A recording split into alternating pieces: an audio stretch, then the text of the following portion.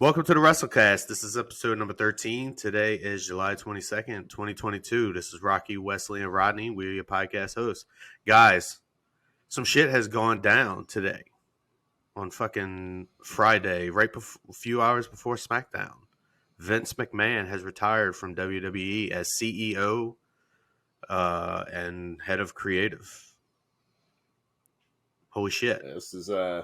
This is probably the first time we're getting a sort of break news. We put off the show a day or two, and we just happened to fucking be recording on the day. We had an Vince inside scoop. is finally, the day Vince is finally gone. Ding dong, the witch is dead. I didn't think I was getting to the point where I didn't think this was going to happen in my lifetime.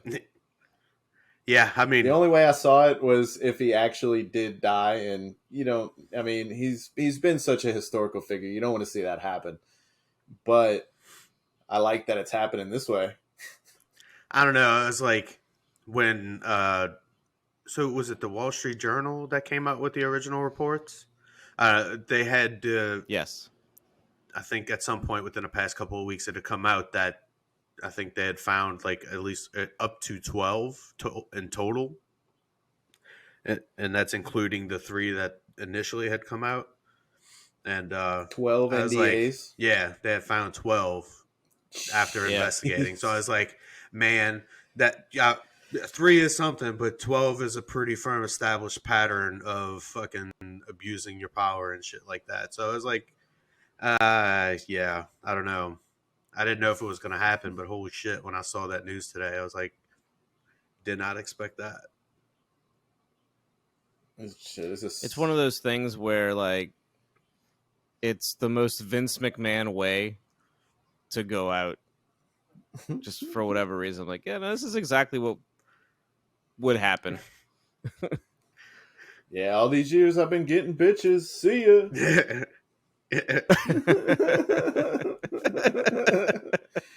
Like, cause, I mean, there's not going to be any repercussions. Everything was consensual. Like, there's nothing. It's just scandalous. So long as he didn't use company money, he's fine. He didn't technically break any rules. It's really a PR thing. I say consensual with an asterisk because, I mean, like with these things, that the issue is that there's a power dynamic at play, right? So, I mean, why a person might be consenting at first, like they're making that decision based on power dynamic and the power that fucking Vince McMahon has. Yeah, and there's a lot of stuff that can't be proven. You can't really. You can say it can go this way. This is what happened. It's all hearsay. But I mean, knowing a businessman like Vince, yeah, there was probably a lot of shady shit involved with at least, probably half of them at least. Dude, he's been dropping hints for years. Genetic jackhammer. I mean, well, look. He's been trying to spread his genes as widespread as he can. I don't know. Shotgun shot. This is my personal opinion, but NDAs exist for a reason. You have someone sign an NDA. To me, it screams it's a sign of guilt. At least that something was done that he wants to hide. Right. So, yeah. I mean, fuck. I mean, oh, no doubt.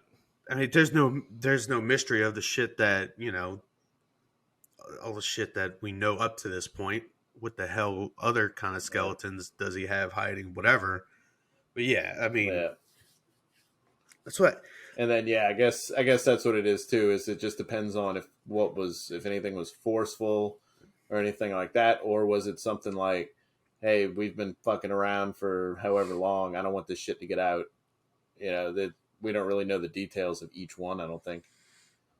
Yeah, well, not that deep, at least. No, and you're never going to because everybody signed an NDA, so it's all speculation at this point.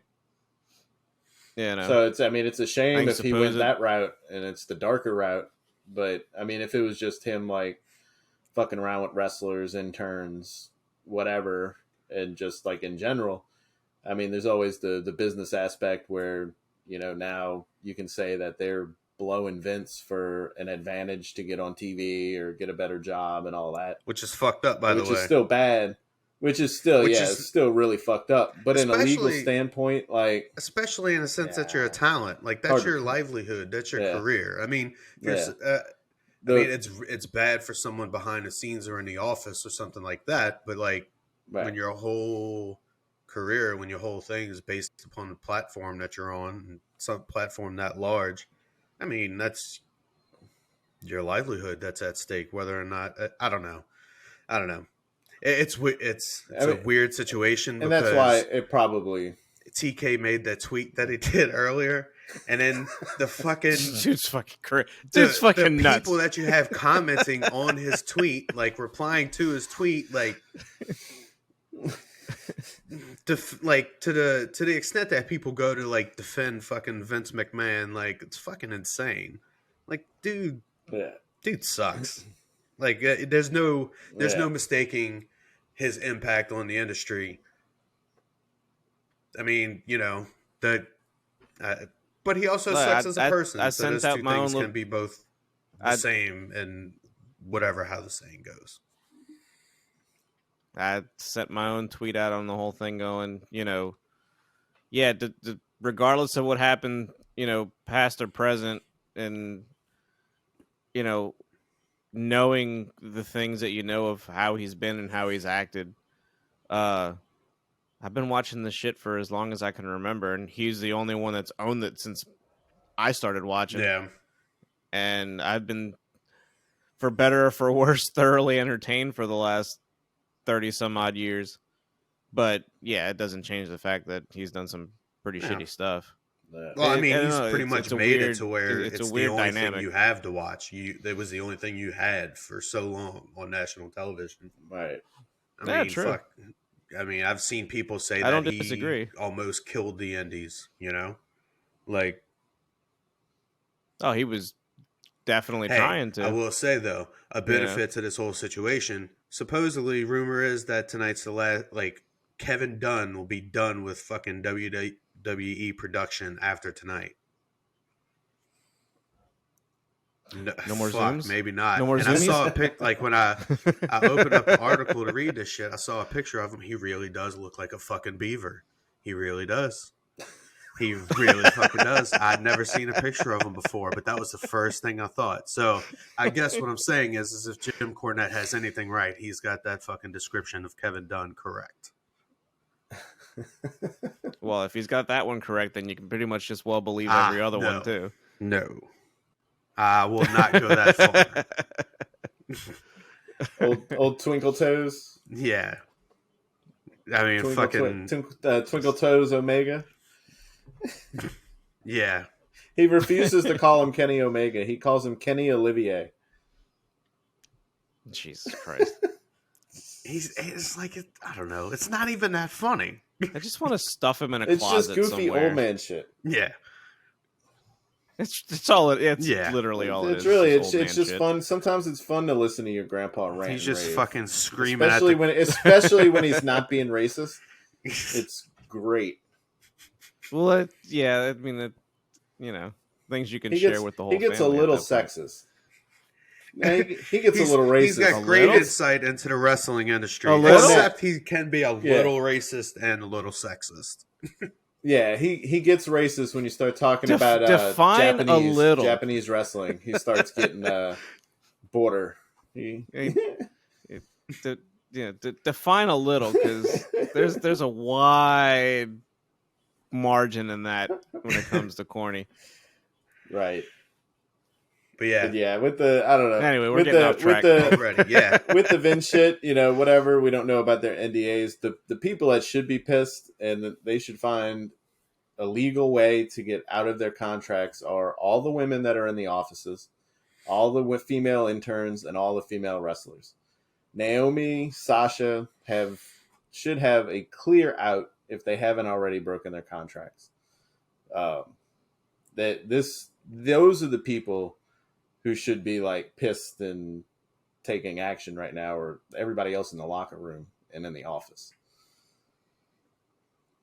Well, I'll say like with these changes, they've never been closer to getting me to watch something.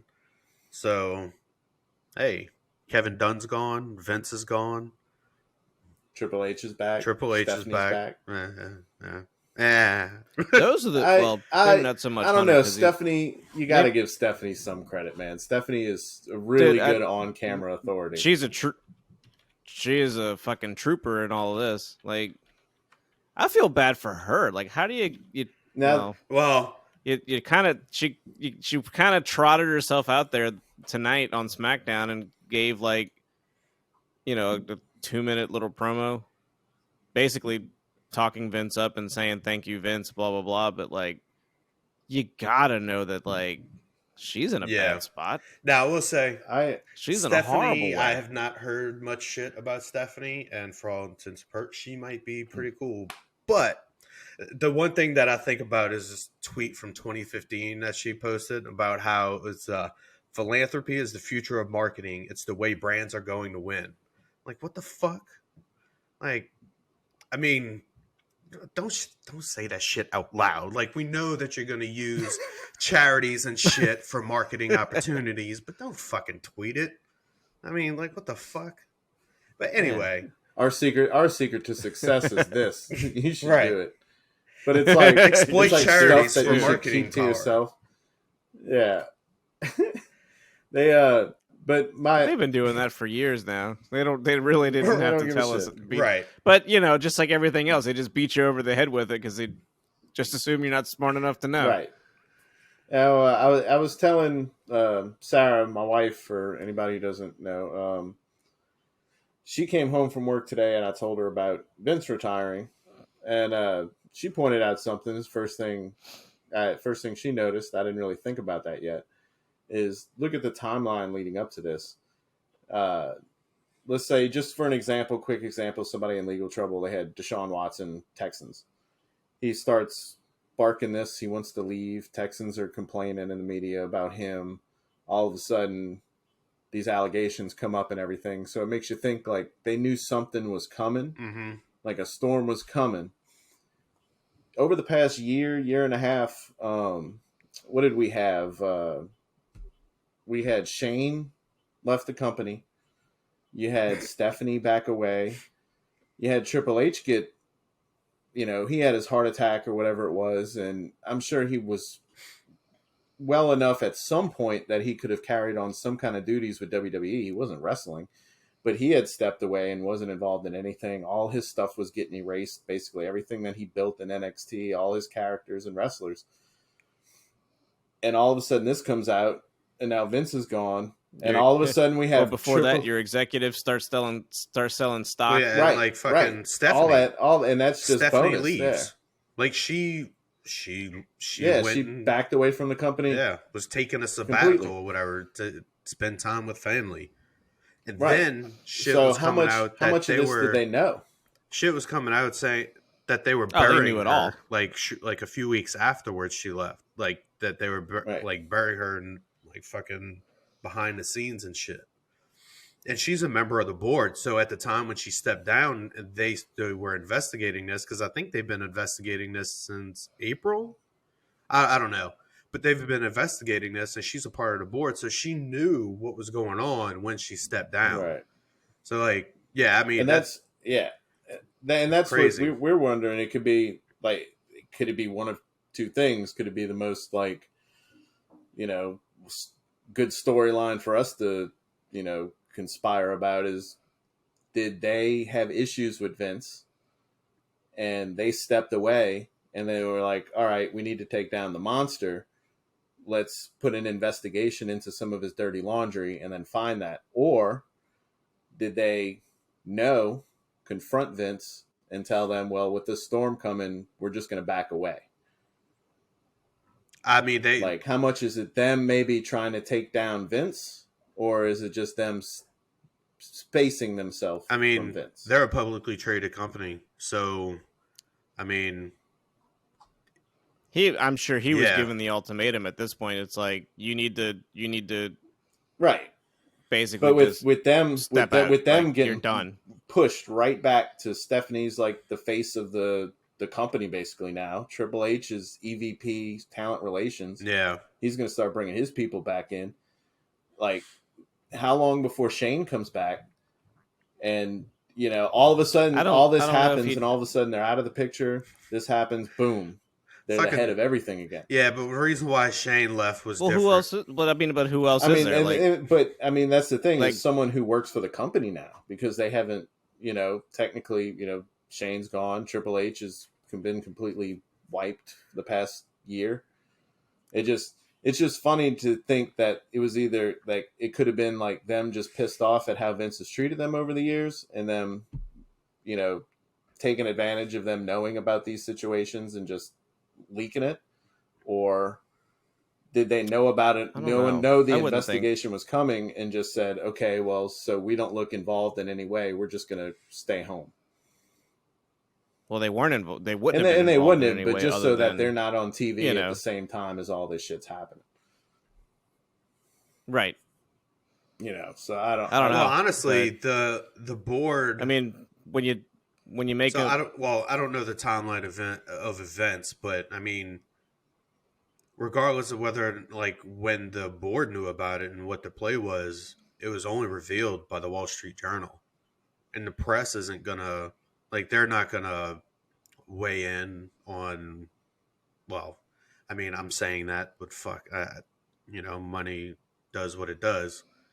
As far as, like, them putting out a hit piece to fucking nail Vince McMahon to the wall to get him to actually leave the company, I don't know. I don't think. I mean, at the end of the day, had there not been a report sent out publicly, even putting any of this stuff to light, even if they knew, none of this would be going down at this point. All of this would just be hush hush, swept under the rug, you know. But like you said, you're a publicly traded company. They could have brushed off 3 when you come up with fucking 9 others. Yeah. I still think if it would have stayed internal and not publicly known, yes, you would still be under the rug. I mean, that's the only reason we know about it, is because public or, like, press put it out, you know? Right.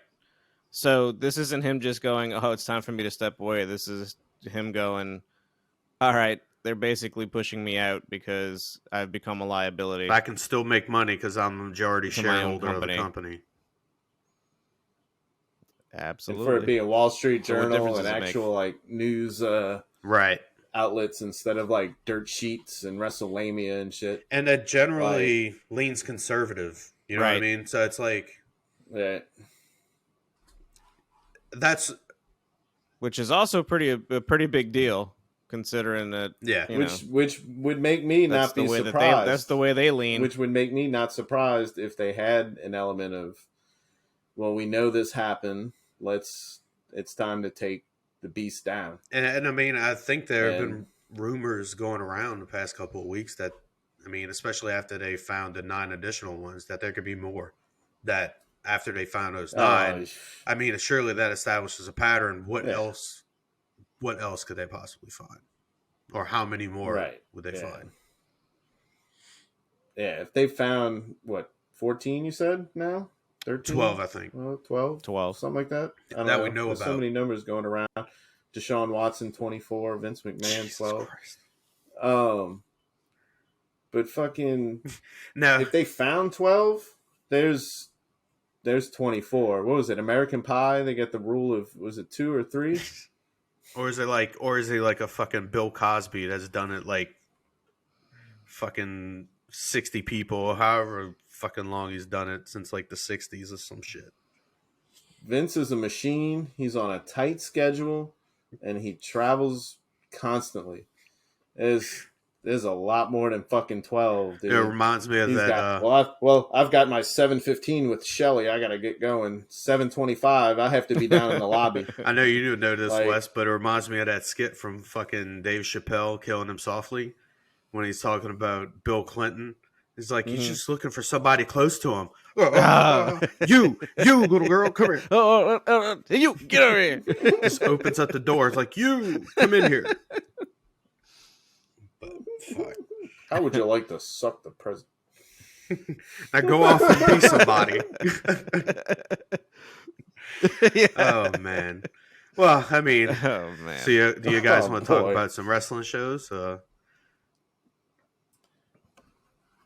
Yeah, Yeah, I think we've said all we need to say about all this we thought other we nonsense. had some more to talk about with Brock, but because Brock apparently left SmackDown and wasn't going to be on the show and pissed off Vince. No fucking Stepped working down. us. And then, Dude, straight up, if he's out, I'm out.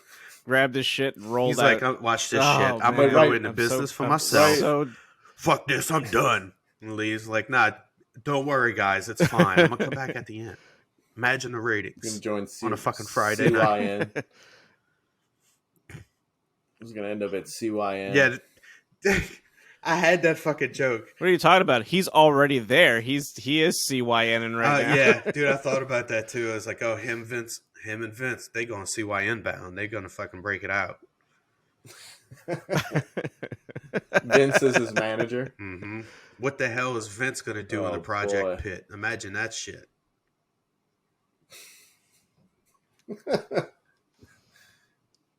He's gonna run WWE into the ground and then purchase There it. you go. Having a show in the middle of a Walmart. Oh, Fitting. But yeah, so Brock, the beast was tamed, and he came out at the very end of last night, tonight's whatever day we're in right now, SmackDown. I guess to, not completely throw SummerSlam into a complete downward spiral.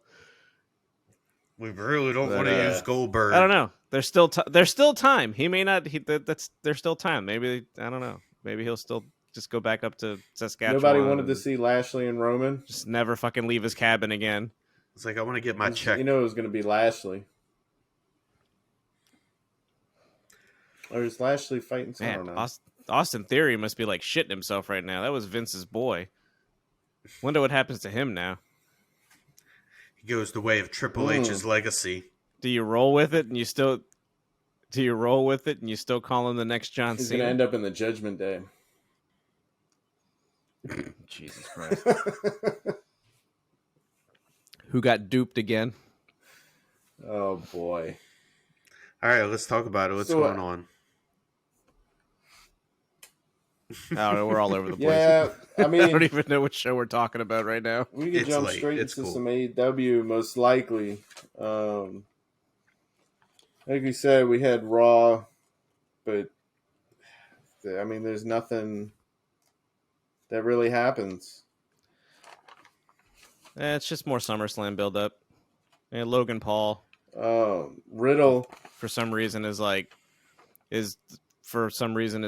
WWE material. Yeah, it's not surprising. Riddle told everybody, remember the Alamo. That was funny. But R-Truth dressed as Cena and then took off his shirt and he had a ref shirt and he showed everybody how he counts 1, 2, 3. But those are about the highlights of Raw. Oh, A funny segment from R-Truth. I do remember that. Cool. It's awful. Riddle and R-Truth are the highlights. There we go. And That's all not you even for got. wrestling. Nice. So bad. All right. Well, It's so bad. It's well, maybe it's for the best. the head of creative is no Bye-bye. longer there, so we'll see what happens. Right. But Hopefully it's that Bruce picks up Pritchard, and so we it's get a probably little going to more be the same excited to shit. Talk about it. It's going to be the same shit, different day. Right. I mean, At I guess least here for we a go back on while. this, but I imagine that they have to change him out too. Like, I can't imagine. I don't know. Yeah. Dude, Pritchard? I don't know, man. He might have like a no trade clause in his contract or something. Who Right. knows? I don't know. It's like, because I'm pretty sure he knows where the bodies are buried too. Oh, he does. Oh, yeah. Well, all right. I don't know. I mean, I know we'd circled back to it, but I'm genuinely curious to see what changes and if it does. Yeah, change I for mean, the I am better. too. As someone And that then you're doesn't in the watch mid- it.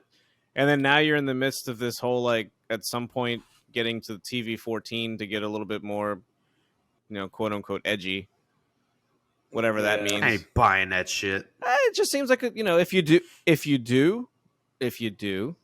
this is like the perfect clean slate. Like, what is that any different from what they do now? Because they horny as fuck on there now. I mean, they just don't bleed. I mean, they beat the shit out of each other. They just don't bleed. I want the blood. I want blood. I need blood on my weekly wrestling telecast, according to AEW. And fucking Cody will be back the next week. Cody gets. That's it.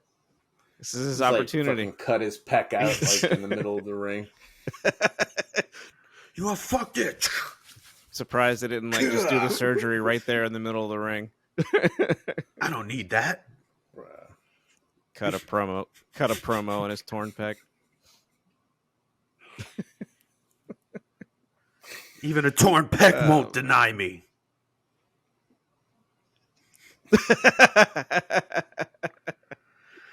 Okay, well then that's that was Raw. I enjoyed that. I had fun with that. Was that not entertainment? The whole we talked about Vince McMahon probably about 3 times as much as that, but hey, I'm good with that. Well, I know we're not done with this. We're just going to keep referencing it at some point. Anything about SmackDown? Oh, nobody watched SmackDown, huh? No, we didn't watch fuck SmackDown. Go to Rampage. The better part of Friday nights. Wait, this SmackDown? No, last week. You know what? I couldn't tell you. As More soon as SummerSlam this build news up. dropped, I was disappointed. I was like, God damn it! They taped Rampage on Wednesday, and the rap battle was airing tonight. Those son of a bitches. Vince playing that shit. But that's okay. The rap battle was taped already. That doesn't mean that you can't just tape it again and edit it in there. It's not too late. Take it from a live segment to just a pre-taped one. Yeah, we're gonna have to. I guess they're not gonna be a. Was it Death Before Dishonor? The Acclaim? No. I think they should squeeze them in there. Which I am super excited for. I think they should just squeeze them in there at some point, just to squeeze them in there. Oh. Just have them interrupt and come out, hey, yo, throw down that shit, and then just leave. So the Briscoe brothers have officially signed with ROH. Sweet. I figured they would. Yeah, so they're going to be sticking around there. And I mean, I saw some quotes from an interview today. He said ROH is definitely going to be on TV. He's just waiting for the right distribution deal, I guess. Some shit. Figure out distribution. Yeah, I read not to go completely off track of where we're at, but I guess it doesn't matter at this point. I was reading something earlier that they had asked him. They had asked TK if there would be some sort of interpromotional championship, and he's like, no, I want to keep those belts separate. Don't be surprised if you see them defended on each show, but they're not they're the ROH belts are ROH and AEW is AEW. He's like the only one that he would consider a moving around championship is the all North South Pacific Indian Ocean the belt. Indonesian championship belt. I'm telling you, the Indian Ocean belt. If they ever build up a fucking women's division that's capable of hosting multiple singles belts, other than they're doing it now, but it hasn't been great. They still need more women.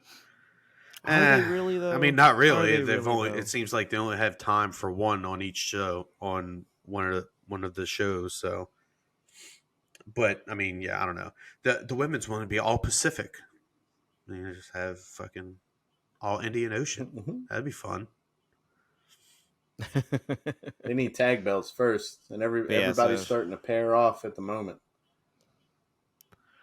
That's why it's building up to something. Because they are all pairing off. 6 solid pairings that are continuous, not necessarily solid, but I mean, I don't know. Jay, I guess Conti, Bunny, and fucking Penelope.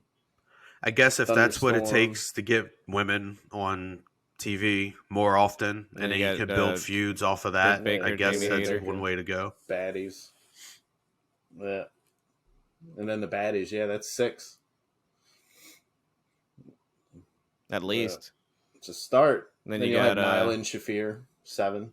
Well, yeah, you got the baddies. And imagine that Jade.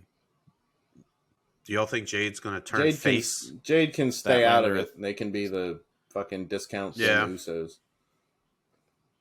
Statlander Athena. Statlander Athena. There's your next pairing. Just fucking randomly they start doing this. Is it though? Is it random? Well, no. He's had it's this not stuff random. planned out for the last 3 years. It's not random, but he knows what he's doing. He's been dropping the seeds for years now. He's been planning this for like 6 years or so, 7 years. He was at home playing. Dude, you're such an AEW mark.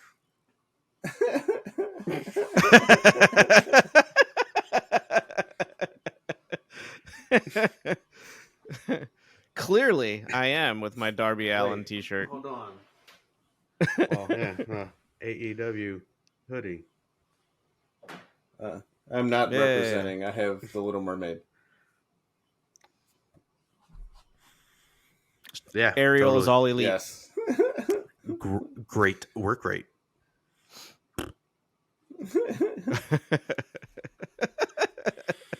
Okay, so. But anyway. Rampage. Where the hell were we? I think is where we're going to start. We can run down just some of these. Not today's Rampage, though. Last week's, right?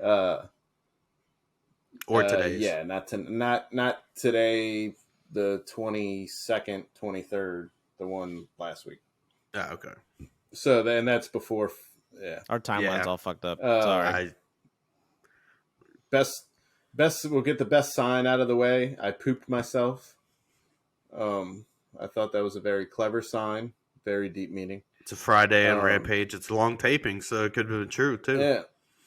And then we have an advertisement for the... Might have had too many nachos. I had a lot of those tonight, too. Not to go off on a tangent, but the thought across my mind, it's like wrestling... I mean, why not? From what I hear, wrestling fans can be pretty stinky, some of them. And then thinking about when we went to fucking Dynamite, I decided to put fucking Icy Hot on my shoulder before I left the house. And was fucking sitting next to Mac the entire time, smelling like an old man with Icy Hot on his shoulder. I was like, that's fucked up. I shouldn't have did that. Smell it. Yeah. Just keep feeding into the stereotype. Hey, it wasn't BO. At least it was Icy Hot. And fucking open up your nostrils and shit. But anyway, back to Rampage. So who's... Not sure what this accomplished, but okay. Who's buying the Jericho I'm a Wizard basketball jersey? If it wasn't $80, I would totally buy it. I'd buy it in a heartbeat. It is $79.99. Oh, man. Wow. That's I already looked. Shipping. And there's still a small part of me that wants to drop that money. Just because. I wanted some bubbly, and I never did it. Oh, you missed out on the bubbly? I have one. I bought 2 bottles. I have one that's unopened. It actually didn't. It actually wasn't that bad. Not. He just bought somebody's pretty good shit and was like, "Oh, I'm sure," but it was not bad. And I'm just saving the other one. I don't know if I'm just saving it for some crazy good special occasion or if I just don't want to open it. Fucking cheap Corbel Brute. And a fucking with a wrapping around it. Who knows? Doesn't matter. It's a little bit of bubbly. Maybe like a sprinkle of fucking Chris Jericho's sweat. Bathwater. Man. But yeah, no. If there's a small part of me that wants to drop and get that jersey, but I'm probably gonna pass up on it. There's a few other things in that price range. We'll see. Maybe next week. Maybe next week I'll be sporting that. Nice. Oh man, that's horrible. So fucking Rampage. What we have first match. We got a Dark Order versus I say Dark Order. It was Johnny Hungy and but who was it? Was it Adam Page? Reynolds? No, it wasn't Page. Was it Reynolds? Oh, No, maybe it wasn't was Page. Adam Page. They're fighting in Maybe honor that's this of week. Page. Page is supposedly hurt at the moment. Not legit hurt, but work hurt. But yeah, they had them versus House of Black. I don't know if y'all have anything. It was just all right. Darby jumped off Rampage, the tunnel at the end. Mm-hmm.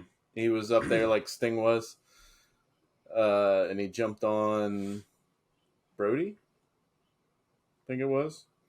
Yeah, I think you're right. That was cool, but otherwise it was just anything with Johnny Hungy. The other team's winning. Yeah. And hey, I'm a fan. They like to hype him up. Was it Dynamite this week that they had him out again? Tried to. Brody. They had him out with. No, this was it. No, they put him up against someone else.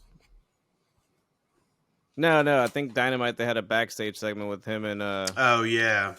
Butcher and Blade. Circling back to the other day about how he's the meat man. I was like, wow, hey, he took our idea.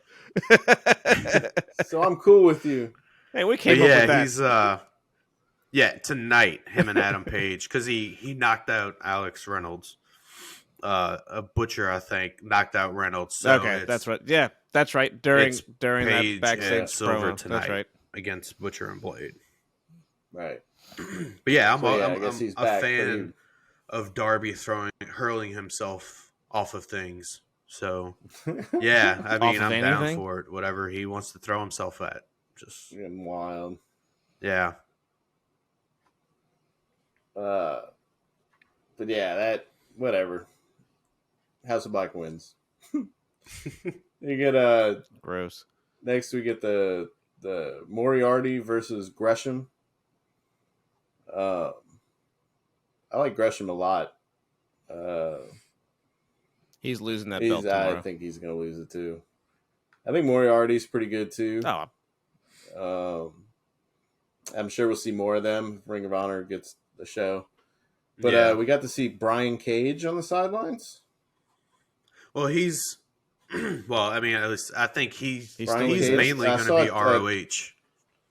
Oh, really? I saw a TikTok thing with Van Vliet interviewing him, and he said that there's a deal in the works, and he's going to be coming back soon. And that was like 2 weeks ago. But that's fine. He can stay in. I ROH. think that's. I mean, I don't mind there. him for a big man, but I don't know where he fits right now. Well, he's with Tully's stable. Like he's actually that's why they showed him. Yeah. So I mean, I don't hate it. He's all right. Hey, he doesn't excite me, but him and Hobbs both. I mean, they can move pretty well for big men. They don't do anything spectacular, but you need big men. I mean, no, I'm not saying you don't. I'm just saying that I don't see him like closing out main eventing a pay-per-view anytime soon. Unless he's a heel going in to lose to white meat babyface. Just use him as like an asshole to build up and then fucking beat and then never see again. Well, it would be interesting if Gresham loses that belt, because this past week he cut a promo talking about how he's going to be on Rampage every week defending the belt. Right. Oh, he'll be on Rampage every week. He just ain't going to have the belt. Again, it's too soon for Claudio to be taking any big losses. Yeah. But see, ROH isn't going to affect his AEW rankings. Is that where Claudio's going? Is he going to be ROH? He's just doing this match. No, I doubt it. He's just doing the match, but I mean, I guess he could. I mean, Gresham could go over Claudio. Just because he's such a big figure in ROH. I mean, it would. You see, I yeah, you wouldn't want you wouldn't want your ROH champion. It just clicked for me. I didn't even realize that's who he's fighting. I just figured it just seemed like the build up to, and I forgot who it was. I was trying to think of it. Just seemed like the build up for him right now is he's going to end up losing it to whoever it is. Dude, I mean, it could have been Gresham and Danielson going at it at death by dishonor or whatever. But since he hadn't returned, you know what? It could have been Danielson versus a lot of people lately. But he doesn't know how to not take it too far and keeps blowing his brain up. Yeah, maybe if we had some Danielson, we wouldn't have any Ruby Soho right now with the Blackpool Combat Club. Ruby. They just need like something since they lost all their material with Daniel Bryan. And I said, Daniel Bryan, fuck you. I don't know who that is, man. That name doesn't register unless you're talking about. He's some guy that gave a tribute to John Cena a couple weeks ago on Raw. I like the man. It's not the same guy, but there's that guy with the. Is that Bryan Danielson's younger brother? The new Daniel Bryan was the guy that I know. He was the shits. He was pretty good. He was your environmental champion. He was such an asshole about it, but I mean. I was like, I should have bought that. I should have bought that. It's like I hate you, but also want to make sure I pick up my trash and do all that stuff.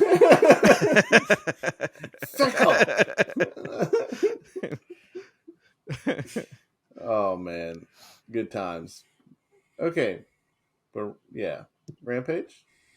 Yeah, already we've talked about Rampage three times as much as we've Moriarty, talked about Raw. Athena and Statlander take on the baddies. I believe Athena and Statlander won. Yeah, it was just the baddies. There was no Jade Cargill. So and Red Velvet's out, so right. It's like it was Kira Hogan and the Renabaddy, wasn't it? Yeah. Layla Gray, yeah. I got a terrible memory. I don't know how. So memorable. And then they try to hire or talk to Moriarty. So is Moriarty going to be a baddie? Yeah, I mean, I would too. Like, all right, you know what's pissing me off? I don't know why it's pissing me off, but this whole thing with Matt Sydal and fucking Dante Martin, I don't like this at all.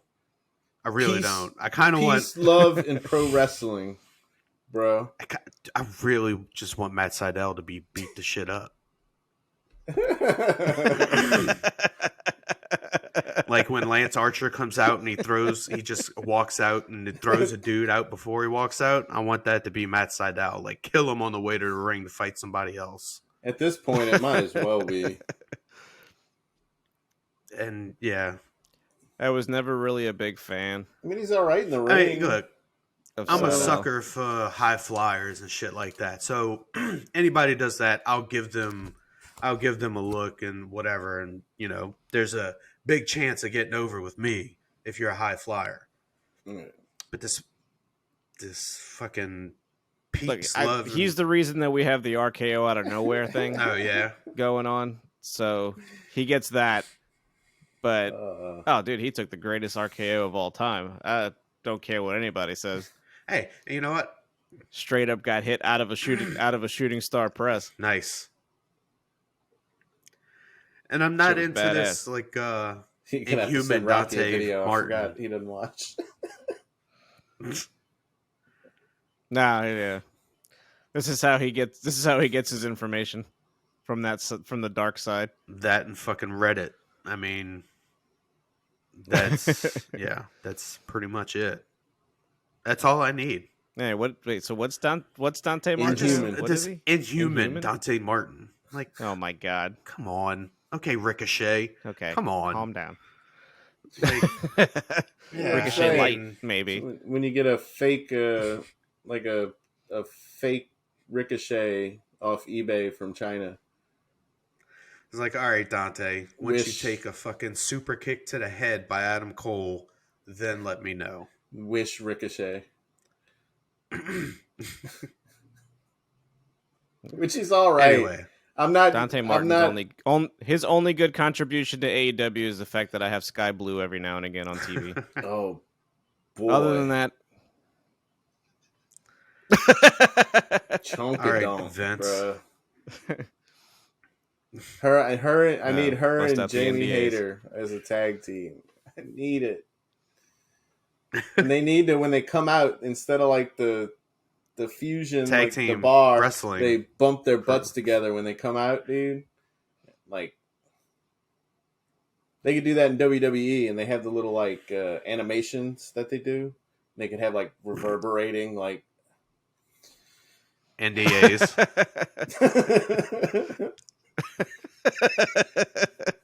Just make that their tag name. Yes, the tag team NDA. Jesus, Nice. Off the rail. I mean, you can make some fucking pun for that. All right. So now we have sadness and everything because it's the Gun Club with the Acclaimed. Gun Club come out and start talking shit. And the Acclaimed come out and instead of rapping, they want to fight. Fucking Gun Club's just got the Acclaimed all fucked up. There's no scissors anymore. There's no rap anymore with them. Like, Billy, they just threw their whole world upside Daddy down. left them, bro. He said he treated the Acclaimed better than his own kids, and that sometimes Daddy ass just has to drop the hammer. So he's like keeping the daddy ass thing, and he's still like he sold and he up-talked the Acclaimed a little bit. Like, and you could see the faces on his kids, the Gun Club. They were just like still looking at him like, what the fuck?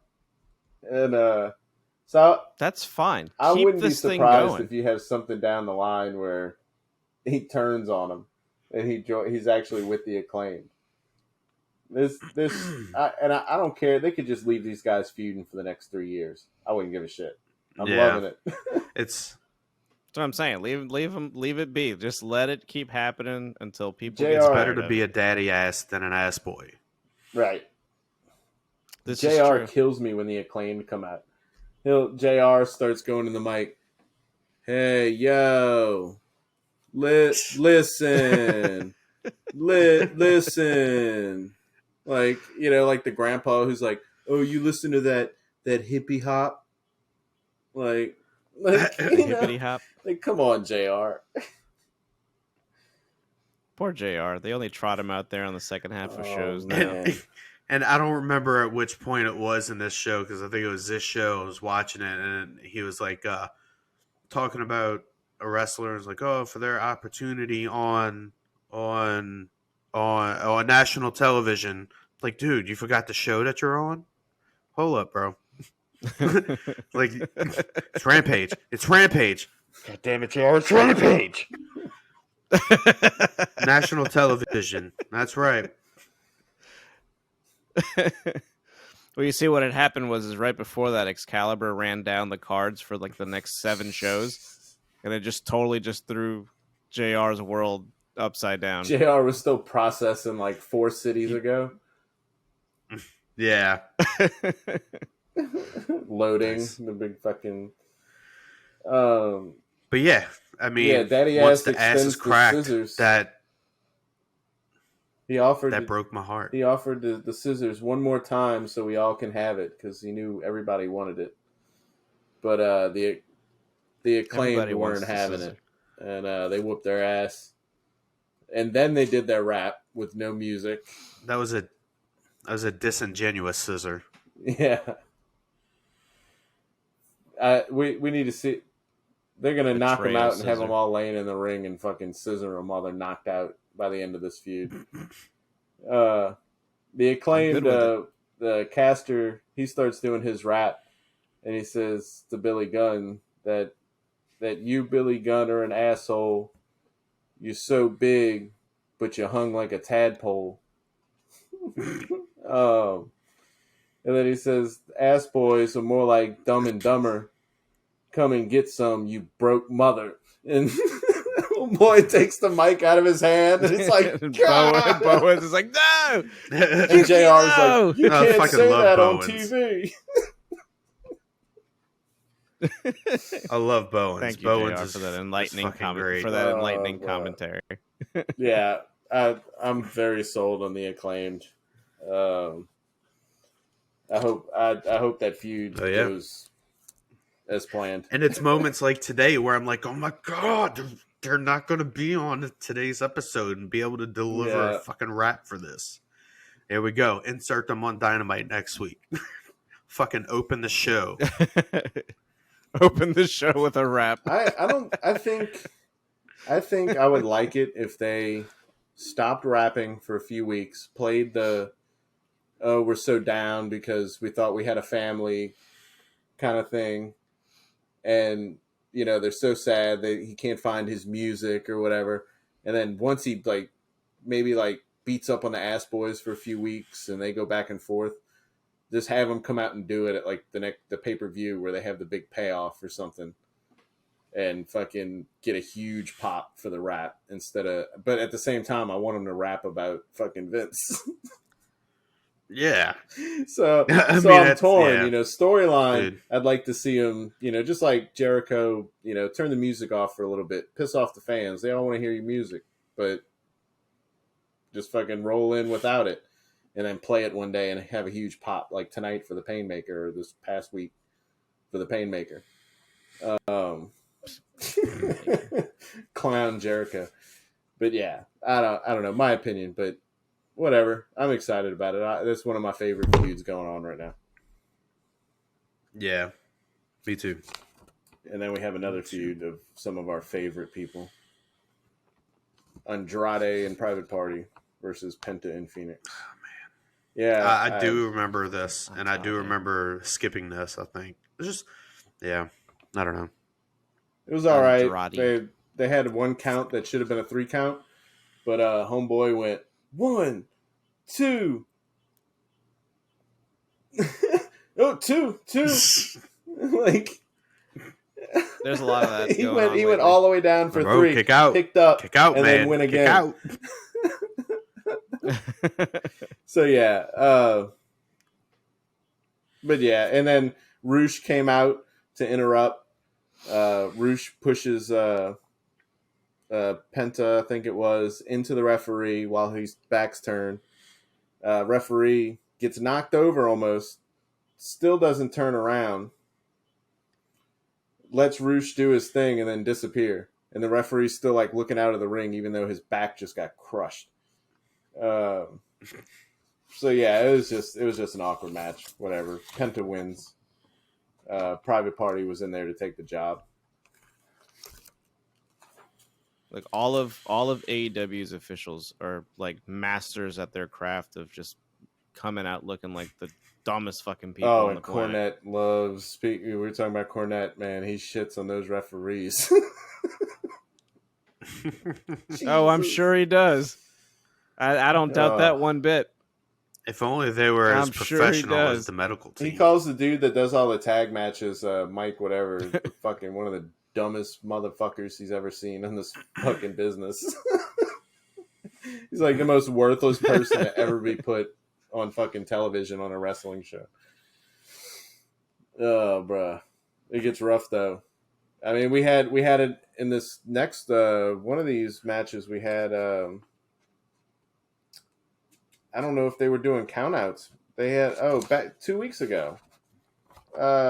Fucking my favorite match, Orange Cassidy versus Wardlow. They were outside of the ring fucking 30 seconds. Dude, referee just stopped counting. He was half counting and telling them to get in, and they were like, "Oh, they better." They were on the mic and they were like, "Oh, they better get back in before the count." And I'm like, "Fucking, they've been out forever." Little did you know that match was under ROH rules, where they have a 20-second count. I don't know, dude. I can't keep up. They change every match is like different rule set. It's like oh. Tony Khan was in the back and he decided that he didn't want countouts in this match, like we used to do when you were a kid playing, WCW NWO Revenge. See, my thing was no my thing was no tags, just tornado tag. That was what I played. Just everything was a tornado tag. Everything was a tornado tag. Like the hell with this tag stuff. Like, bro, I'm not gonna come get you. Just beat up on a dude. Oh, actually, I didn't think about it. Y'all actually talked about Dynamite, the first Fyter Fest week last week, so we only have one Dynamite. I mean, we can talk about we kind of just ran through it because I didn't actually at the time when we recorded last week. I didn't watch the whole thing. I watched the first hour. Yeah. That's all I could watch. I watched, but I mean, OC and Wardlow were like the big thing on that show. Yeah, and I like that match. Moxley, man, and that was the Jobber. Take a shitta. That was all right. I mean, he's going to win that first match on national television for you, Rodney. He's going to do nothing but lose. Like I've never seen him win, and then all of a sudden he's going to fucking win for the belt. He's going to beat fucking Punk or something. I'm just going to be like, all of a sudden I'm going to be for it. I'm like, hell yeah! I wanted Kurt Hawkins to hold the Universal title one day, like fucking 275 matches. I wanted Kurt Hawkins to just never win a match again. I wanted Kurt Hawkins to story. stay just 275 or whatever, and then just randomly stumble win the one big into a win at Money in the Bank, and then cash in for the fucking title, dude.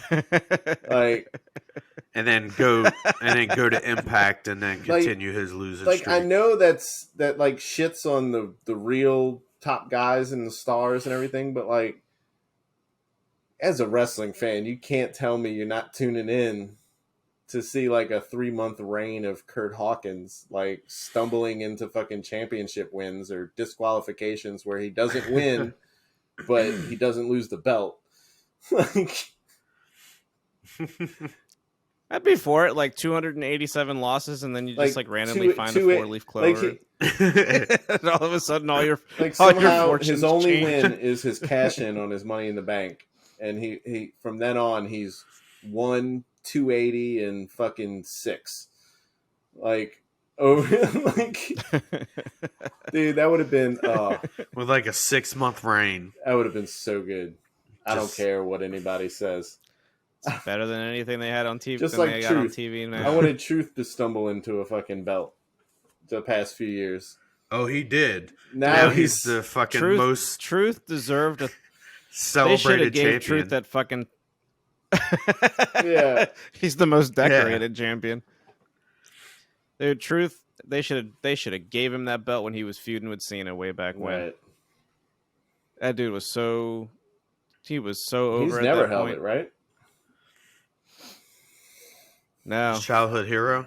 No, of course not, because, Cena just wouldn't fucking drop the stupid belt. Man. When he had his little Jimmy run, that was it. That's when it should have happened. Nice. Truth is such a good talent. He's such a good locker room guy. He's entertaining. Dude had an invisible friend.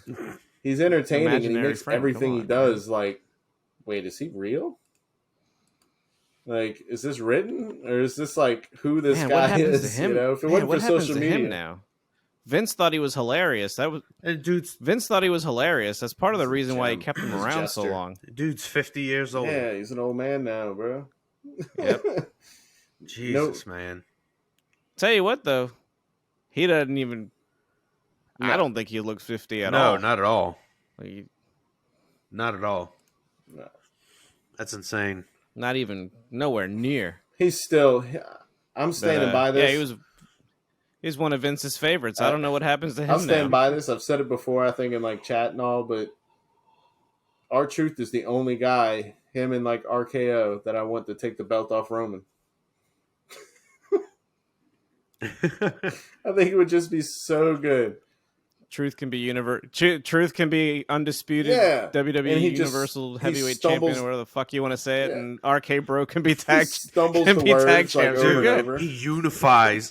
He unifies the Universal Championship with the 24/7 Championship, and it's the Universal 24/7 Championship. Have the Usos. Dude, don't say that out loud. They might run with have the Usos go to help Roman, but mess up. They got writers now. They might be looking to use writers now that Vince isn't there. So y'all need somebody. Hit me up. Wait, look, hit us up. They can still protect Roman. Have the Usos come in to help him, but they screw it up, and R-Truth ends up fucking getting the cheap win, holding the belts. Roman can go take his vacation. They break the bloodline up. And R-Truth can turn around and lose the belt in fucking 2 weeks to whoever. Cash in Theory. Or he keeps it for like a year. Vacation. He'll lose it on vacation while he's in the ocean. Theory cashes in on him on the plane.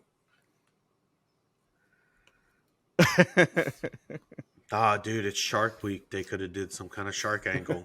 I don't know. After watching Dynamite, AEW has a lockdown. There was a severe lack of Shark Boy on programming. I was very upset. They could have. I forgot. I straight forgot about that.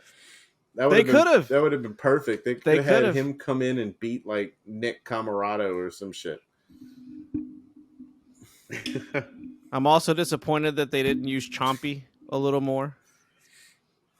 Or Chowie, Chubbs, whatever the fuck the Shark's the little mascot. Katy Perry's left shark is All Elite. Taz was sitting there like, I'm scared. I'm like, is that a shark? Fucking Taz. Fucking Taz, yeah. And then somebody got hit in the nuts, and then fucking Taz was like, "Oh, right in the yam bag." Yeah, JR right in the yam bag. Gresham. JR's like, "Oh, yam bag Jones over here." Gresham slapped. Fucking everybody taking Taz's gimmick. Gresham slapped Moriarty in the dick, like just backhand, just pop. Yeah, JR can be forgiven though. JR can be forgiven. He's like 3 weeks behind. Fucking Taz. It's like, I finally got that joke. Yam bag Jones. That's cool. Taz at one point goes. I understood that reference. And talk about the biggest scumbag on the face of the planet. Shivani's back on commentary. How you doing, Shivani?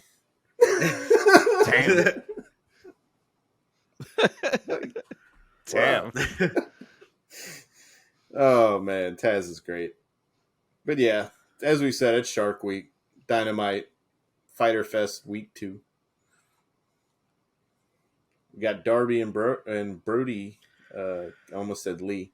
Brody King. It was the one match I missed.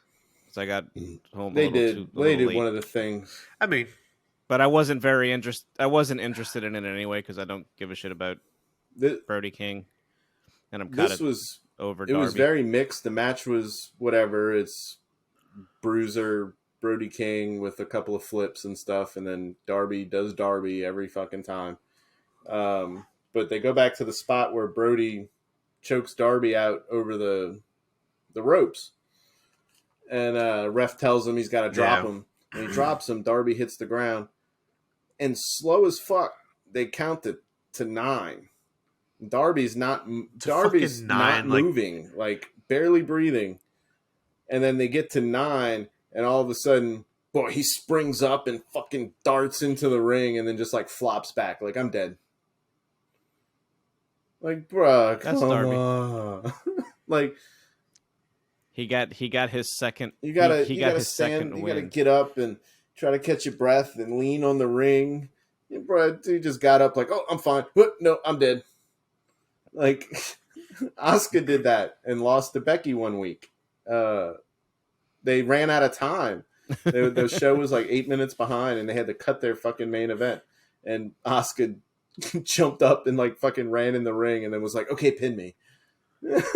I can't believe they had to cut their time. She like just jumped into the ring and like didn't do any moves, and Becky just jumped on her and pinned her. And it was just nice. I don't know. It was just weird because that's kind of what happened. Is he got up, he ran back in the ring, then Brody grabbed him, slammed him, pinned him. It was like you could just let him count out. Like y'all are 1 second away. Like save it and give Statlander a few minutes later. But I don't know. The big thing from here was Sting comes out, lights go off, and they choke out Sting, then spit the mist in his face. And then of all things, Miro comes out. Has Miro even been mentioned in any of these feuds? I think he mentioned he's been cutting promos. I think he mentioned House of Black, didn't he, in one of his promos. Just he mentioned like that's people, right. He did. This, I think he lost that tournament because of them, didn't he? Oh, they had the I think he lost. They had the 4-way, and they all put him through a table and then spat the mist in his face. And then he got that's how they protected him. He got the mist. But this I did not like this. I liked this up until the commercial break. When he came out, the music was hype. Like Miro came out, he looked like a fucking star. Like the dude looked like a total badass coming out. And then he didn't say anything. He just stood there. Right. He didn't go into the ring. There was no fight. They just stared at each other for like 30 seconds, and then it cut the commercial. Like dudes cutting promo, like fucking. It was such dude top tier such a missed every opportunity week because he came out with so much momentum. Nothing. I was sitting here hype. I was like, oh yeah, fucking Miro. He had the glasses on, dude. He was serious face. He looked huge, but it was probably. If there's one thing that they do on that programming is they pick the weirdest times to go to commercial break.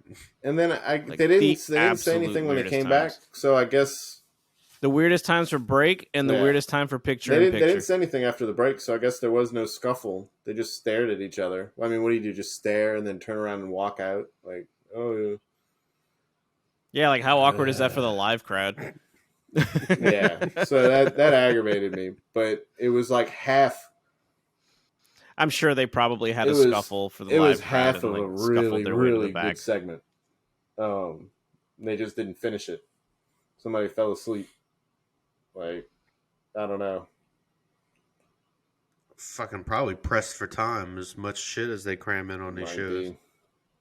Especially trying to organize back-to-back shows with putting Rampage right after. And we talked about this last week, but I wanted to ask you, Rodney, did you notice whether or not Jon Moxley bled last week?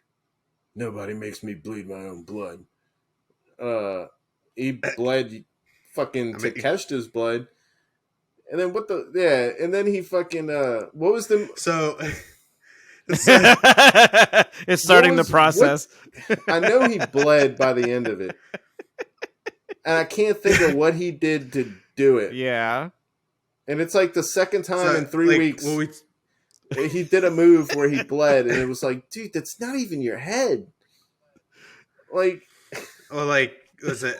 We were talking about it last week, and pretty much what we said was like, Takeshita was bleeding for more of this match than Moxley. Yeah. Well, I was like, oh my god, going through the end of this match, I was like, oh my god, is he not going to bleed this match? And then, like, right before the end, he comes up with a forehead full of fucking blood. Like, what the hell just happened? Yeah. It's like you turn around one minute he's good, next minute he's got blood on his thing, and then Takeshita's pinned and the match is over. It's like, what I watched it like yesterday or the night before. And yeah, I had listened to the show, and I was like, oh great, I can't wait for this. And then when I saw it, I was just like, okay, there's the blood on Takeshita. Okay, what? I was like, Moxley's got a lot of blood on him. It's not his. And then all of a sudden, Like, okay, there it is. Moxley's weekly fucking bleed. But then that brings us to this week's match with the Blackpool Combat Club. And the John best Moxley and friends. Wheeler Yuta versus the Best Friends. Heel team. Man, they fucking take cheating to the extreme. Who's that? Best Friends? Boy. Yes. The Best Friends. Yeah. Did you see them try to cheat last week? Chainsaw, what? With the fucking chainsaw? Yeah, I was like, what the fuck is going on? When they pulled the chainsaw out, I was like, my hand went straight to my face. And then they didn't use it, and I was like, okay, it's a prop thing. They're trying to protect both the. They didn't use I was it. like, I was waiting for them to do like the sledgehammer, where you have the most impactful, dangerous part of the weapon that you're supposedly hitting someone with, and you cover it up with your hand. Like, I was waiting for him to turn around and take it and just hit him with the gas can end of it. Like, they do that. We're gonna get to the barbed wire match, but I'm gonna call it out. Or put their hand where the chain's Jericho supposed to barbed wire be. match. They go to the bell, and he's got barbed wire around the bell, and he picks it up, turns it over, and then hits Eddie with it. The whole time they could have banged his head on the bell and rang the bell. Like, no, they hit him with the bottom, the wood part. Well, Eddie was on the table, but they weren't. But they weren't. Yeah, next to the bell. Wanted the bell in the next picture. to the bell. I was like, "Come on, bro!" Right. It's like the sledgehammer. Like break their knees, bro. Like everywhere. They can take some time off. It'll fix. Like, just start hitting people with that sledgehammer. Fucking. Did anyone ever get hit with that? Is there a reason they do it with the hand over it? I know Triple H started that shit, but I'm curious. Well, I'm sure it's happened somewhere. They've always done it. I think WWE's against cracking skulls. But I'm just saying, did anybody like? No, I want to see some show where somebody comes out thinking they're gonna half swing a fucking sledgehammer, and they learn the fucking hard way. Oh man! Like, come on, I can take it. Come on, hit me right here. This Best Friends match was oh no! The funniest part for me was fucking Moxley.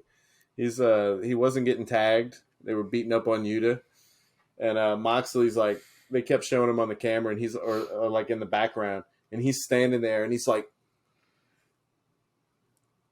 pointing at Yuta, and then tapping at his hand, and like dancing, and like telling me, and like sticking his hand out, like, just tag me, come on. Like, it's fucking psycho energy. And I know that's supposed to be his character, but yeah, I thought that was pretty funny. Dude was so frustrated he jumped off the apron, grabbed the chair, and just got ready to start wailing on people, banging his head on it. Cuts himself. It's the greatest pro wrestler today. But I mean, Moxley and Yuta win. I don't know if there's anything. There wasn't really anything like I can think of to point out from it exactly. Well, I would say, like, well,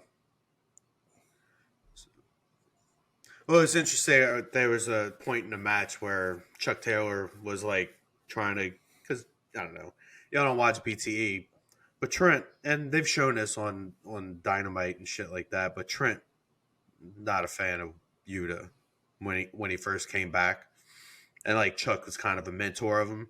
So like during the match, like fucking Chuck pulled Trent off of Yuta, like, it's okay, and then fucking turns around, gets slapped the shit out of Yuta, and then Chuck starts beating the shit out of Yuta. It's just, I don't know. It's some good fucking former best friend stuff. Long-term storytelling. Hell yeah. But we get the guy I wanted to talk about last week. Coming up next, we got Swerve in Our Glory. Oh my god! God, this fucking segment, Jesus Christ. It was they were plugging Kevin Gates and just, but they were trying way I wasn't too big hard on this segment. I thought it was kind of funny. They had Gates laid one on Nice. A lot. Yeah. Yeah, I don't think he pulled that one. Nah, that was a. I don't think he pulled that one. Like back in the day when you had Big Show, when he told Mayweather like straight up, break my nose. Like, was it Mayweather? Mm-hmm. I think it was Mayweather. Yeah. That's the only. It wasn't Tyson. I don't think it was Tyson. Only person he's had a boxing match with. He told him straight up, like, no, it was Mayweather. Break my nose, like fucking hit me. Jericho told Rourke. Mickey Rourke. He said, "Fucking nail me." He's like, "Are you sure, bro? I'm a boxer. Fucking nail me." And that's what this looked like. It looked like Nice was just like, I mean, he's a rapper. Well, how bad could it be? Just like fucking boom. that 12-pack ain't gonna save you, dude. Not your face anyway. At the same time, poor Nice, right? Man. The dude's been dude. He's look. I didn't care for him in WWE. I didn't care for him then. I don't care for him now. Like, I didn't understand like the big. Well, not that it was a big hype around him when they started showing him in the crowd and stuff, but like, he's not a guy that I would have like done that for. I don't know. I mean, he's got the look, he's got the talent. He's not I don't really care for him or his mic. gimmick. I guess I don't know. He's just been getting his ass kicked a lot. And Smart Mark has kind of run its course for me. I'm kind of done with this whole sign the petition to get Swerve kicked out. Like, yeah, like, I don't even know what it's about. Like, what the fuck? What is this?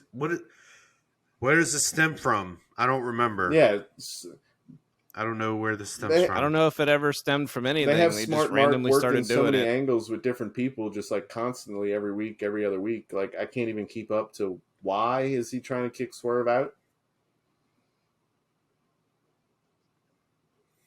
Because he just doesn't like him. And he's just dragging Nice around for this now. That could be problematic. Yeah, because depending on how you look at it, yeah, it could be very problematic. I just wanted to bring up. He just can't come out and say it. I'm trying to think. Like, I don't remember. Like, so I think the first part of this, the story that I remember is him talking to Keith Lee. After after Swerve turned on Keith Lee during the Rumble, that match or whatever. And I think he went up to him. At least that's the start that I remember. I don't know if there was anything before that. No, I think this was going on before that. Yeah, well then, fuck, I don't remember.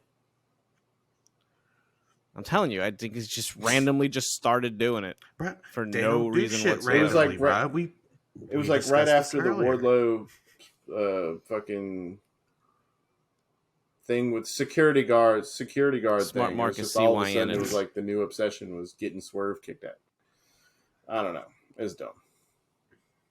It's This whole segment was bad. Mucho dumbo. It was. Next. Oh fuck! But I did want to say Swerve. Y'all said it on the show last week. I told y'all in message like a couple days before y'all recorded. Swerve is fucking awesome. Like, the dude can do fucking everything. Yeah. The dude can do everything. Oh, no doubt. He's so smooth. No doubt. But he's got like he's got that extra little flair, that extra little swag with like all the moves that he does. He's money, dude. He's got a future. He's got a really strong feet. Keith might end up being back. what we wanted our truth to be. Like, unless AEW makes him stupid and fucking goofy and an airhead and shit all of a sudden, like, but he's got all the tools. He's got the look.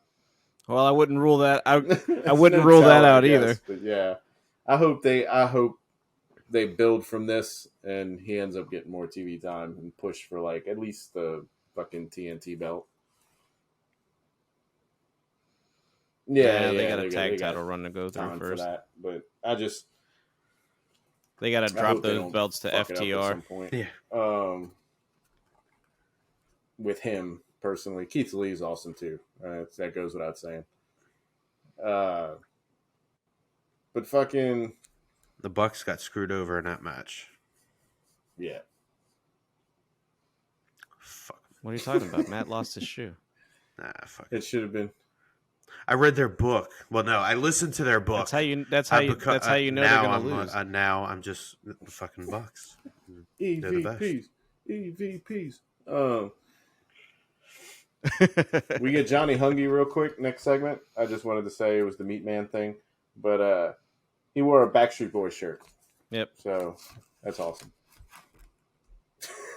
I don't doubt it one bit. It was just awesome. He's just back there with like an old Backstreet Boys shirt. Didn't pay attention to it, but I definitely don't doubt it. Fucking great. Why not? Yeah, and I'm a plug his. He's a champion. He's the current BTE champion. So, John, there you go. Meat Johnny Man Hungy. cometh. Next, we get a segment that I didn't like, just a match in a segment, but I didn't want this to happen yet. We get Christian and Luchasaurus versus the Varsity Blondes. This shit made no sense. The segment after, anyway, made no fucking sense. The match I don't was understand because that at all. Yeah, the match is because they said the match I could guarantee. The match I could give two shits about. They said Griff Garrison looks like Jungle Boy and all, so they were dropping a hint there. The match I could care less about because I'm really not invested in either one of the Varsity Blondes. No. Again, but this Luchasaurus it was invested heel face turn made no sense. It was invested to the extent that I just wanted to see how Christian was gonna fucking scorch Pillman. That's as much as I wanted to see. They're done now. Yeah. This ended like the Judgment Day. This whole abruptly and too soon. Made no they fucking needed to sense. keep this Christian Luchasaurus thing going. They needed to hold off on the match with Jungle Boy. At first, I don't know why. At first, I thought you were saying Christian as religion. Nah. This Christian fucking, dinosaur. Yeah. I mean, you'd have been better off just fucking leaving Luchasaurus off the card for the last 3 weeks. Just don't even put him on the show. Why turn him into the evil dinosaur that's, Christian's lackey for no reason whatsoever? Because there was no reason to even do that. And then Jungle Boy shows up. Well, and it was. And then Jungle Boy remember shows Marco? up. And then all of a sudden Luchasaurus is heel. Like, what the fuck? Or is this just Jungle Boy returning and then gonna build up to the real star, the pop that Marco Stunt gets when he pops back up on AEW TV? You shut your face. No. Absolutely not. No. Bad. Dude's gonna fly in on a paper airplane and fucking take out somebody. I think it would have been cool to let them ride out for a little while. Luchasaurus and Christian. Let Christian push Luchasaurus. Dude, let Jungle Boy and Luchasaurus have a match where it's Jungle Boy trying to work Luchasaurus back over to his side. Like that's the entire story of the match. From fucking Jurassic Park. Right. Yeah. But I think it Luchas with the evil clicker. Evil Luchasaurus would have been throw him a fucking hamster or possum. Dude, can you imagine a fucking street fight and they go into the back between Luchasaurus and Jungle Boy? They go into a back and do this whole fucking, like, you remember the raptor scene from Jurassic Park where they're in the kitchen, the kids are hiding in the kitchen from the fucking raptors? Dude, what the fuck? You'll see Luchasaurus jump on top of the table and Jungle Boy sit there and not move, and Luchasaurus just like goes right over him because he can't see him.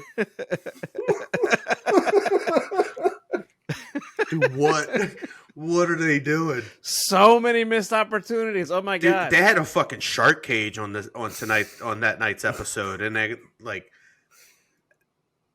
dude, I can't believe it because why haven't they hired us yet? I'm gonna be disappointed if I don't see some fucking reference to Jurassic Park between them two.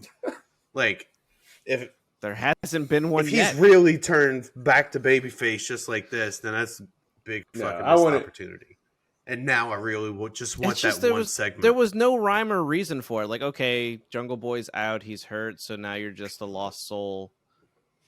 But, you're just like, okay, I'm going to follow the guy who's clearly bad, who just hurt my best friend.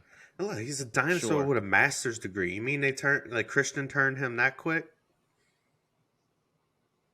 Look, just because he's 65 million years old doesn't mean he's like super, super smart. I mean, he's been around. He's seen some shit. I know he's seen some shit, but well, maybe that was it. He's seen some shit, and he's like, you know what? Survival of the fittest. I survived the asteroid. Only the I think evil survive. Luchasaurus would have been perfect to feed to Wardlow. I think they should have had a push with Christian as the manager for Luchasaurus and push him to go after Wardlow, give him like his size current heel. And they could have had Luchasaurus lose and still have it protected that, well, it's because Christian was in his ear. And, Christian, or have Jungle Boy mess up the match and cost Luchasaurus the match for the TNT belt. And, go from there, take the feud from there.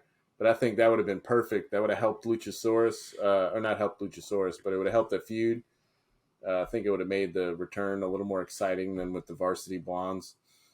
And then it would have given Wardlow a nice quality big man opponent to put in the ground for the belt and look stronger.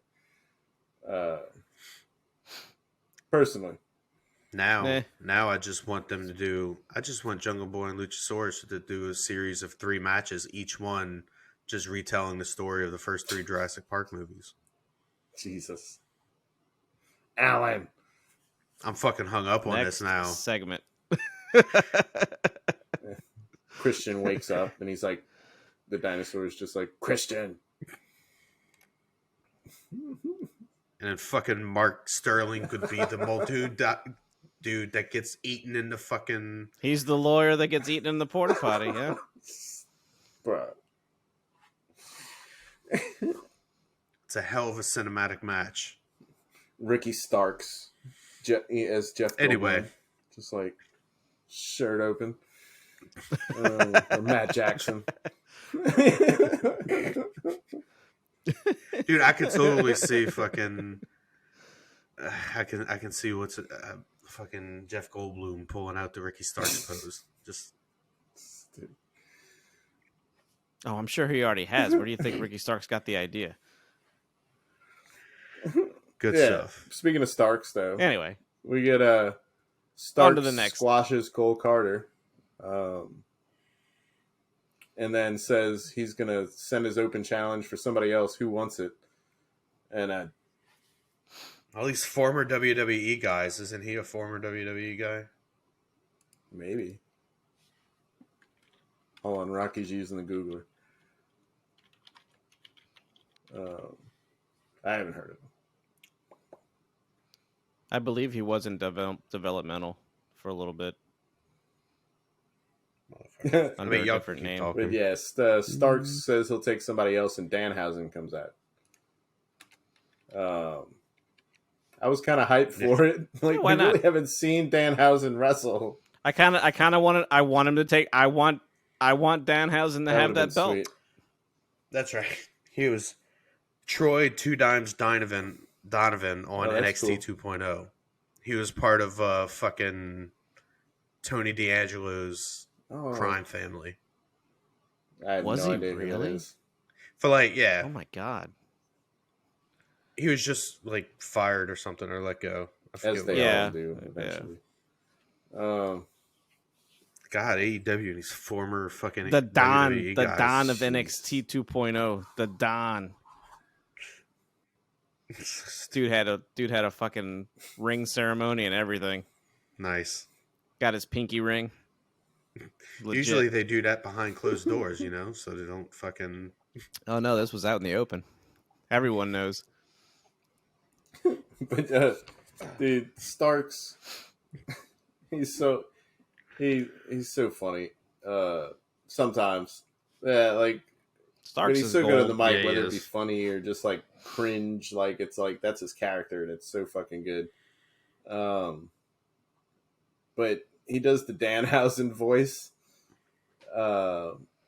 He tells him, he's like, so next week or at Rampage, it's gonna be me, the absolute Ricky Starks versus Danhausen. And the fucking crowd fucking went crazy. Like he did it, and you saw everybody looking up the runway, and as soon as he said it, everybody like looked at him at the middle of the ring, and the whole front row, everybody was fucking laughing. And it's so good. He's such a ham. He's so good on the mic. Oh yeah, and it keeps me interested to see who's going to take that belt. I'm looking forward to it. I'd like to see Danhausen take it, and then just like wreak havoc on fucking Hobbs and Starks for the next 3 months. Or he joins Team Taz.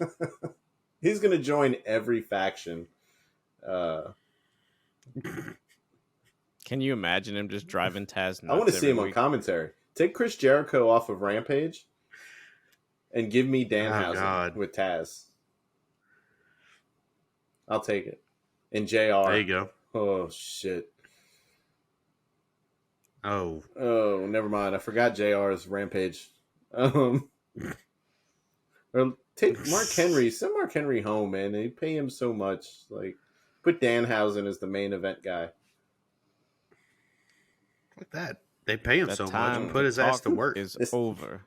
The time to talk is over. It's time for the main event. It's time for the main event. Or something. Let's go. It's time for the main event. The main event or housing. Something. Or the other. It's going to be very nice. Very evil. But also very evil. Yeah, Ricky Starks is gonna turn and have him every week. The winner gets a bag of chips. Who's gonna turn on Taz? I mean, Ricky Starks. They're kind of teasing like a babyface turn. Can Taz wrestle? Don't you think? Is it a medical thing? He can't. No.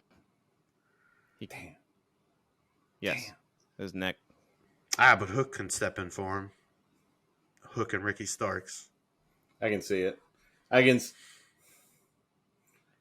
see them taking Hook. And fucking Hook as FTW champion. I can see them having Hook walk around with the FTW champion with no crew for the next fucking 4 years. I really want somebody not in fucking the Team Taz to have the FTW championship. At least for a little bit. They got to do something. That's why I'm saying fucking give it to Danhausen. Fuck it. And then have Hook take it from Danhausen. Yeah. Book it. Like, just, I'm going to take this. Okay. Like, makes a deal with him. That's it. You can has. And being very nice. It is Christmas. It is Christmas of sorts. But yeah, these next segments or whatever, by the way. Cargill Hogan, Willow Athena, and Britt and Thunderstorm. Thunderstorm start dropping a promo. Britt comes back, lets her know that the show's been ever since she's been gone, and she's not a champion. Britt's got to get her promo in. She's gets her little shot get her TV time Thunder Rosa for not being so flashy and memorable, or I don't know what the word would be over her championship run here. Again, I mean, you're not doing your women's division any service at all by having your top female star basically say that if I'm not on TV, the rest of the roster can't carry the weight. And I get it, like that's a heel thing to say because she's a heel, really but like in all something- reality, it's just the same vein, like that's Right. actually true. Like you're not doing your division any favors by doing that. And as much as I love her, like I'm glad we've had a break from her for a while. And if no doubt, you absolutely. know, if they're doing a tag thing, then if she's around for that, doing that, then that's cool. Right. I'm good with it. But yeah, that random crap's out of the way. I guess we have the main event now of Shark Week. The sign that was in the front row said it all. As this match was starting, they showed the sign and it said Outlaw Bud Show. This was Jericho the Painmaker versus Eddie Kingston in a barbed wire everywhere match. The Painmaker is undefeated on AEW. In case you needed to know, because it's not Jericho. Even though his name is still Chris Jericho and he still comes out to Chris Jericho's theme, he evidently has a very different win-loss record than actual Chris Jericho. I think New Japan, I think he might be undefeated as well. The Painmaker? Yeah. His streak is different. They had to make that distinction. First off, fuck that Eddie Kingston lost this match. This should have been the one to fucking end talking earlier before we started recording when I said I had some shit to say. That's what I have to say. Every single one of these feuds, particularly where Jericho is involved, are all the same. You have this big, giant, crazy gimmick match that clearly should be the blow-off. Like, it's obvious that there's no reason to keep this thing going any further. You've drug it on through gimmick after gimmick after gimmick after gimmick. And, like, what's the point? Is this just going to keep going again? It's going to go all the way to All Out? God, fuck, I hope not. Now I'm kind of tired. Like, I'm kind of tired of it now. And, you know, I'm used to Kingston not winning the big one. But, dude, like, this is where your face is supposed to knock the heel off. And then that's it. You're done. Feud's over. Go your separate ways. Yeah, I was kind of pissed. And they've done it. Dude, they've done it over and over and over again since AEW's inception. This is a hot. Yeah. That's been the MO, and it makes this is a hot no topic. fucking sense. Mention fucking Cornette, and this is one that every time they do something like this, it makes me start to fucking agree with them, which I don't want to do because I've always liked Jericho. Is they fucking hate Jericho, dude, and they say it's because he's at the point in his career where, like, for the longest, the new gimmick thing was like so cool. He could come up with new gimmick, rock it, like it was great. But now, like, his gimmicks feel like they almost start to get in the way of the pushes and the standings of some of these other wrestlers, like Ortiz and Santana. I mean, I know they played that angle, like, oh, Chris Jericho's been holding us back. I think maybe he was. Sammy Guevara. And now there's like real beef between Santana and Ortiz, so there's like they might not be even together at all because there's like real beef. Right. I don't know. And then the Eddie thing, like Eddie needs to start being considered serious, and this is why I talked about before was I'd like to see Eddie kind of step away from the deathmatch stuff and move towards one of these belts. Yeah, and this doesn't do Eddie any favors, like losing to Jericho. I don't know. I'm okay just for no reason. Like, we all know what Jericho is. Jericho's like Britt Baker. He can take a loss. Nobody gives a fuck. Everybody knows what Jericho's done in his fucking career. Like, let him take the fucking loss and push these guys. Jericho's to the point in his career. In their career. Well, right. He's at the point where the win and the loss doesn't make a fucking difference. And I'm okay with that. Yeah. Take the loss. Or you know what? Take the win. I don't care. But the point is that this has gone on through so many matches that have escalated in intensity that this should have been the one where Kingston takes the win. And I'm just like Jericho taking the win or a loss. I'm on the same side with Eddie. Like, I'm okay whether he takes the win or the loss. I'm used to that. His gimmick and his character is just what it is. There's a very good chance that he's probably going to lose more than he wins. But unless you're planning on continuing the feud, this should have been it. Yeah. This should been the one match that you take the W on because you've been getting your ass kicked basically the entire feud. And that's usually how this goes. Like, and then the face wins the blow. And then the last few minutes of the match was fucking botch city. They just the last few minutes was a complete fucking disaster.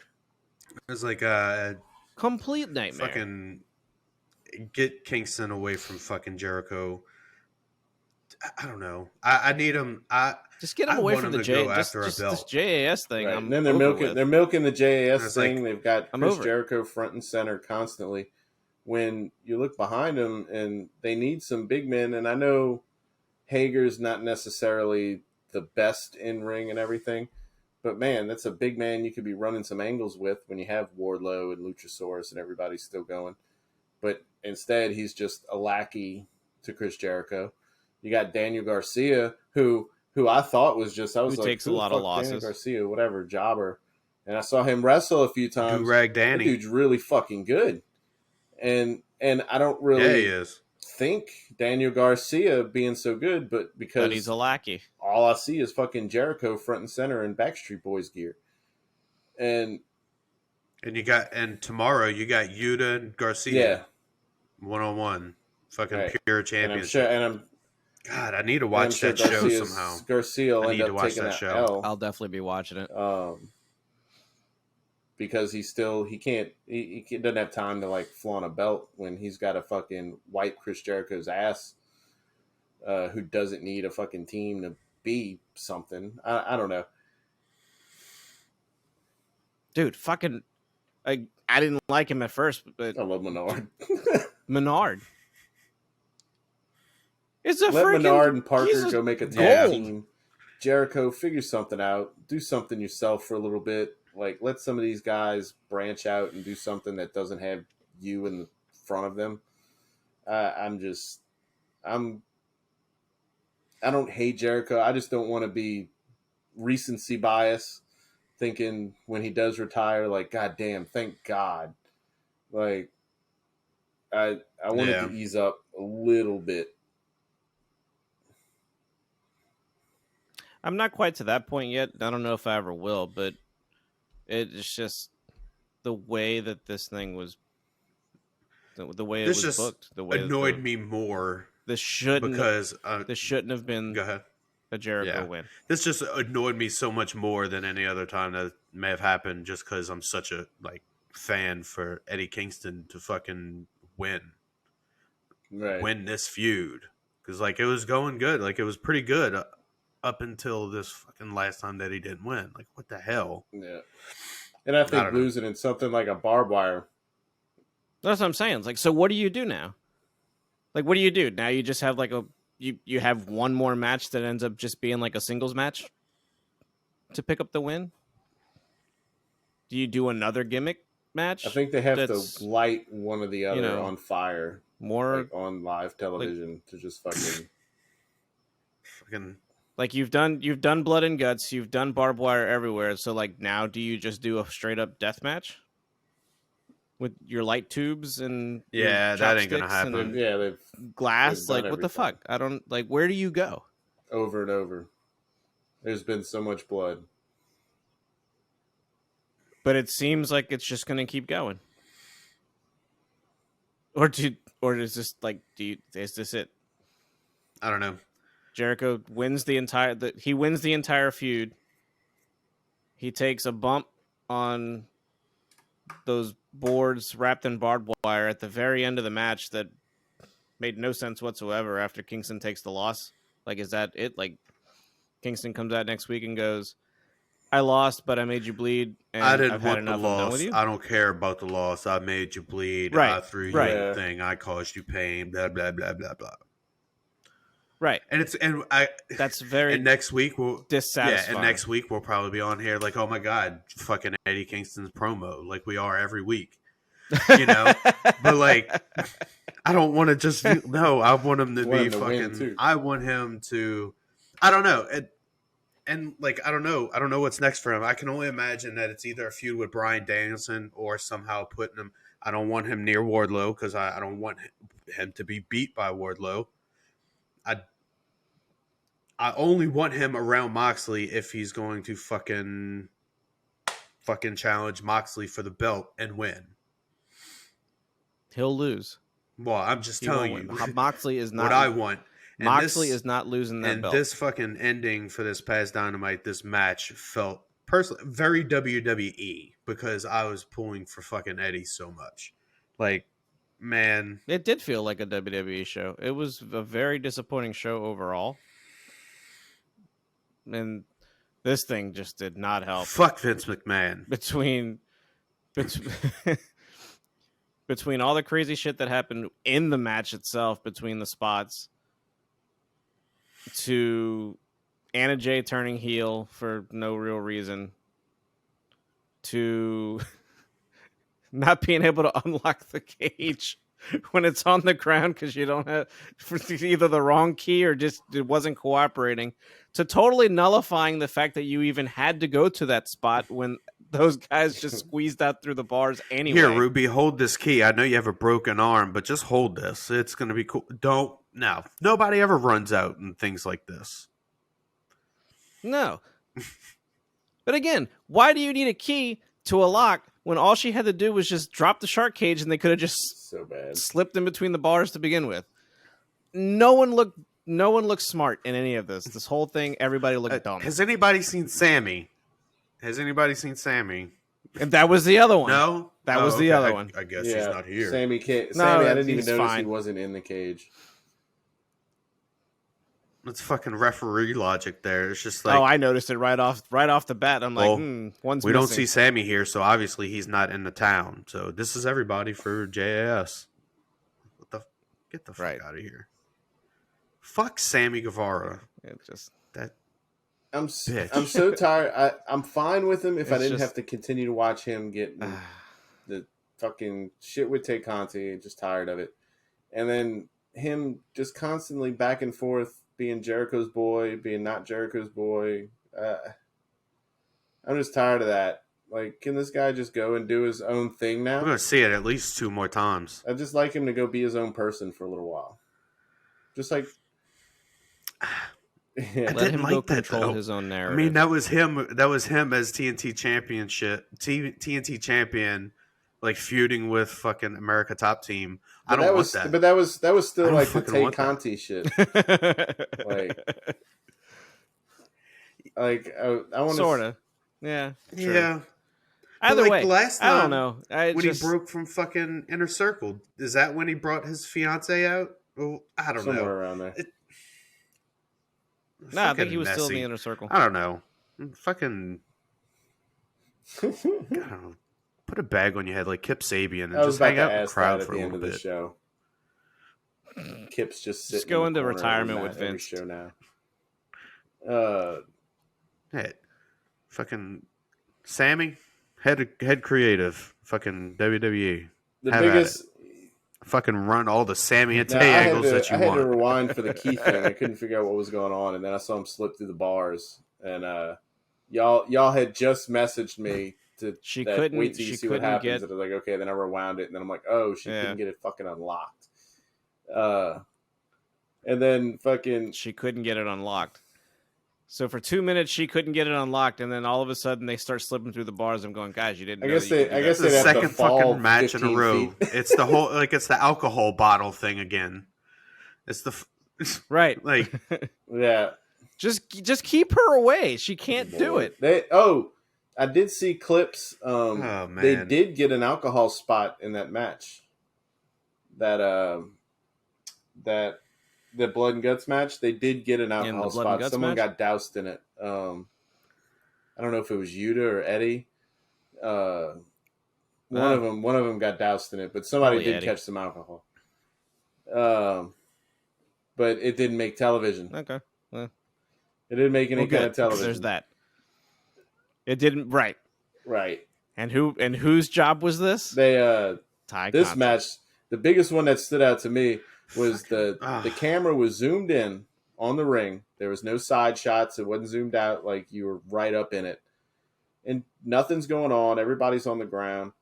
Mm-hmm. And Jericho reaches into his glove, pulls something out, goes to his leg where his pants have been ripped open, I guess, from the barbed wire, and starts scraping at his knee or his thigh. Middle of the screen, it's focused on him. It even zoomed into just him for a second. And he's sitting there grinding on his fucking thigh. And then slides flat-handed on the mat something to Aubrey. And then they get on with the match. Plain as fucking day. Like, blading his leg. Because I guess, like, he got the idea. And, you say plain as day. Dude, I don't remember it. Was so open. All. If you go back and watch it, especially now that you might have been watching Eddie, like, all fucked up on the side. And I think that's maybe what they were counting on. Yeah. And Jericho was just over there, just fucking, and then he slides it like you're giving the bartender like a secret 20, like over to Aubrey. All his blade spots got me there. Like the very first one, like as soon as the match started and he got hit in the head with the microphone, he's face down, and it's like no build up, just straight to the blood. I clearly see what you're doing. Like everybody's blade. Dude, I never saw week for the past. I never saw a fucking flare with a blade ever. Now I will say, he did legitimately break his nose. Yeah. On that something on that happened. Chair. He with the chair when he went for the code breaker. He raped it with the barbed wire. I think the leg of the chair. No, I think it was the leg of the chair when Kingston was on his way down with the chair. Yeah. The leg I think caught him like right here, on the bridge, and yeah, that's what it looked like. I don't think it was the actual barbed wire itself. I definitely did see something where he said that he broke his nose during that match. Well, yeah, that was the spot when he broke his face. Oh. Fucking. But yeah, that.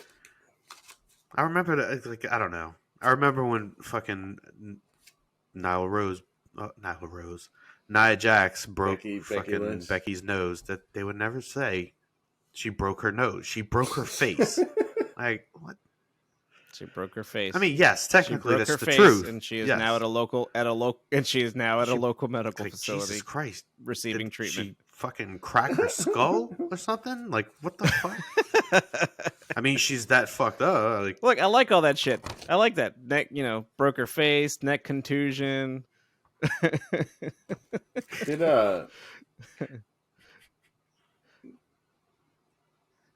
Oh man. Now that Vince is gone, does that mean that the list of banned words goes away? That'd be nice. Who knows? Dude, sorry, anything's a possibility. I'm thinking about the things that could anything's a possibility. I know. Now. I'm thinking of all the good things that could happen. Yeah. I mean, I wanted to ask y'all fucking back on the other show. I fucking forgot. Rampage. I want the calf crusher to be called the calf killer. Speaking of fucking, I mean, I don't know. I was thinking, like, especially with Vince, like, is he, like, are they gonna have the power to fucking call on Brock Lesnar when they want, when and where they want? This might be his last match.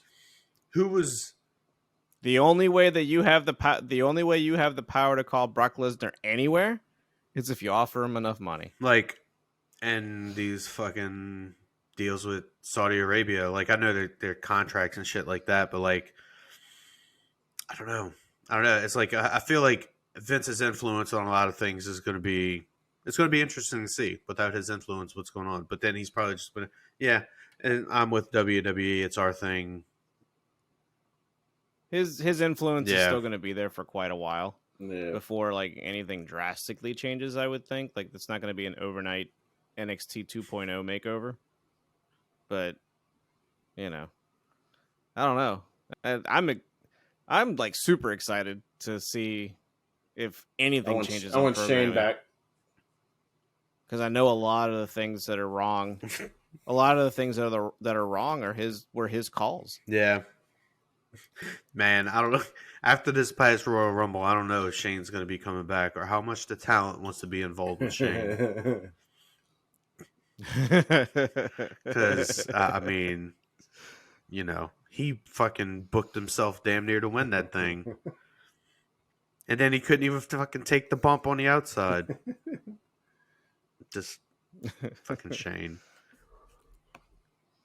Do we have a... Well... Yeah. He's been so on again, off again. So I don't. Vince and Shane are going to end up in CYN. I'm curious to see how long Nick Khan and Stephanie McMahon get along as co-CEOs. We had some budgeting issues, so we had to clear up some of that budget. And Stephanie is no longer fucking. I don't know. Dude, I'm just happy if the rumor is true that Kevin Dunn is done, just no more Zoomies. Yeah, I mean, fuck. I can't deal with that. I can't. Next thing you know, there's going to be another fucking con that just pops up with another wrestling promotion somewhere.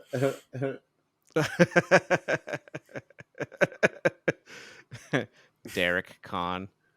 All wrestling is going to be owned by a fucking con. Well, yeah. Hey, Vince is a con in his own way.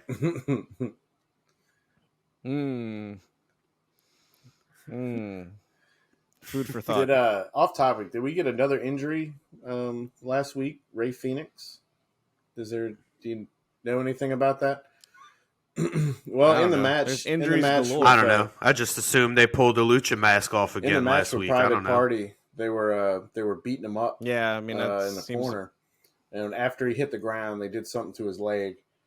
He pulled, I forget, Mark Quinn, one of them, down to him, like to hold him, and he talked in his ear for a little bit and kind of pointed at his leg, and then they kind of helped like guide him to roll to the corner to get the tag, and he tagged Penta in, and Penta like took over the match from there, and Phoenix just like hung out in the corner like on the ground, and he looked like he seriously had trouble walking. I didn't even notice after the match. They had back and forth with Andrade and all, and they were like, he was like holding his leg and couldn't stand up. They tried to raise his arm to show that he won, and he for a second hopped on one leg and then hit the ground. So I don't know. It looked legit. Dude probably ripped his knee apart and he'll be back 2 weeks from now. Yeah. Because, dude, I swear, like, after that shit with his elbow, I was like, oh, that dude ain't going to be back for a while. I was like, nah, it ain't broken. Like, bullshit, that ain't broken. Not the way that fucking dude fell on it. Who was involved in that spot? Lucha who? Yeah. That was Luchasaurus. Yeah, throwing him off. Like, they were on the ring apron, and he went to go choke slam him through a table. And really, it wasn't Luchasaurus' fault. It was just, like, the way that fucking Phoenix's hand, his hand hit the ground first and just it was like bent. Just like an RKO, a Randy Orton DDT. Like, every match or every time he comes out, Luchasaurus has to put somebody through a table. It's in his contract. And stack them on top of each other if it's more than one. So,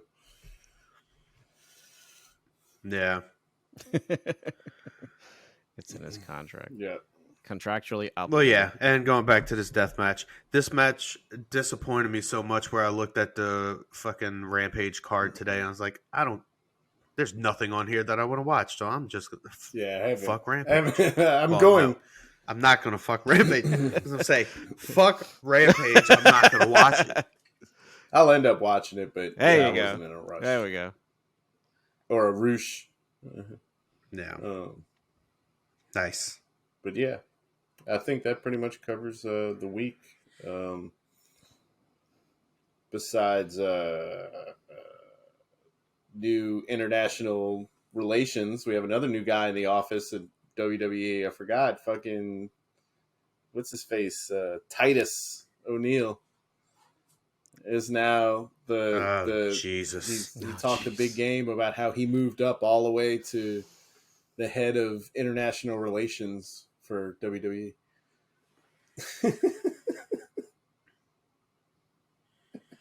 The less said, the better. I don't mind him. Whatever. I like Titus. Don't get me wrong. I just can't figure out what the fuck was the point in that? Oh, we got a clean show here, or whatever the fuck it was. Like from? No bullshit, no drugs, no. I don't know whatever the fuck he said. It's like no blood, no da-da-da. Like that's why we don't. We don't talk. We don't. You'll never hear about politics or religion. And I'm going. It was just a fight God. Yeah. Yep. It was just like a self-promoting stroke. Didn't the Undertaker try crucifying Stephanie McMahon at one point? Didn't they have a Girls Gone Wild pay-per-view?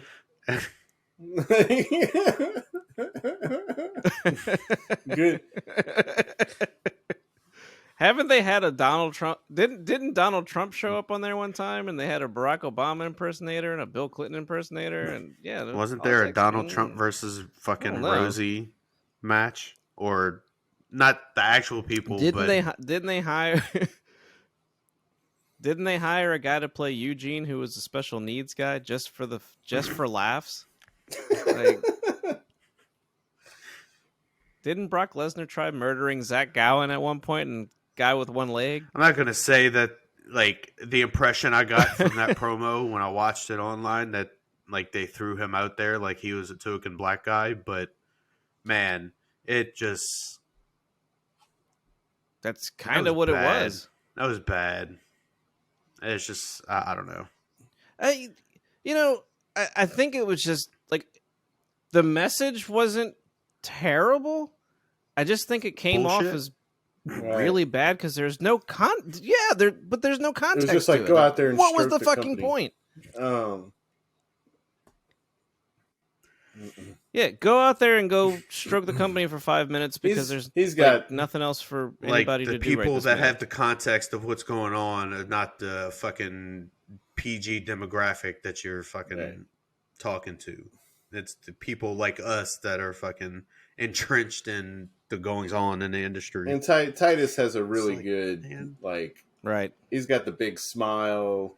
He talks really clearly. He's got that good promotional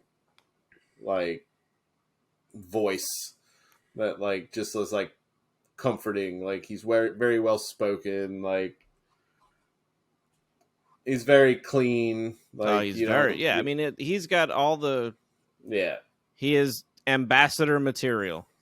But it just it was just random. But as it hell. made no it was sense. Just random as hell. There was no reason to have that. I'm like, I was like, I jumped on Google and I'm like, did something happen that I don't know about? They were just doing what they could to that isn't the Vince McMahon not thing. Talk about Vince for an episode. Like they had Cena 1 week. They have this. It's like the Be a Star campaign. Like we're not bullies. We're then, now, and forever. Just to let y'all know again. We're then, now, forever, together, but also together. And we're also all the fuck over. And I know it because I'm the head of international relations. Right. I don't know. But whatever. Philanthropy is the future of marketing. It's the way brands are going to win.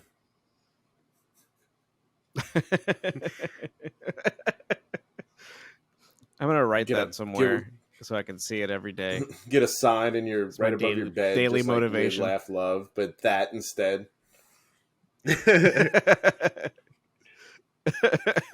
Wake up every morning. Daily affirmation. There's nothing more comforting than exploitation of. Wake up every morning, pat it, and go, let's get this bread. And fucking. See, me personally, I wanted philanthropy that she was talking about be the group of Otacon and Solid Snake, their little anti-Metal Gear group. That's what I wanted. but that's not what I'm gonna get from fucking.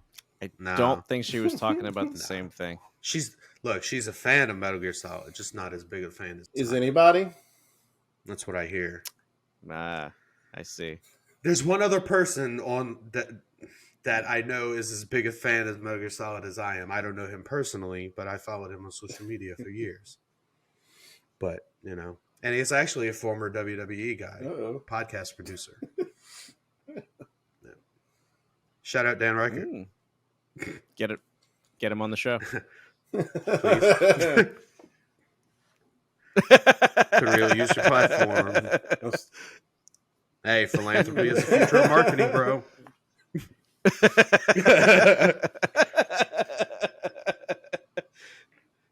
Man, nice. Good job. I'm getting better at this shit. I'll start just posting in like every post I make. Oh, just, like, tag random AEW people and shit until we can get like just somebody on the show. Roddy's just gonna have a signature. Rodney. We end up with Brian. We end up with Brian and Rocky has to explain himself how he doesn't care for the Varsity Blondes or Wes. Who the fuck is Griff Garrison? That's me. Seriously. Yeah, who is Griff Garrison?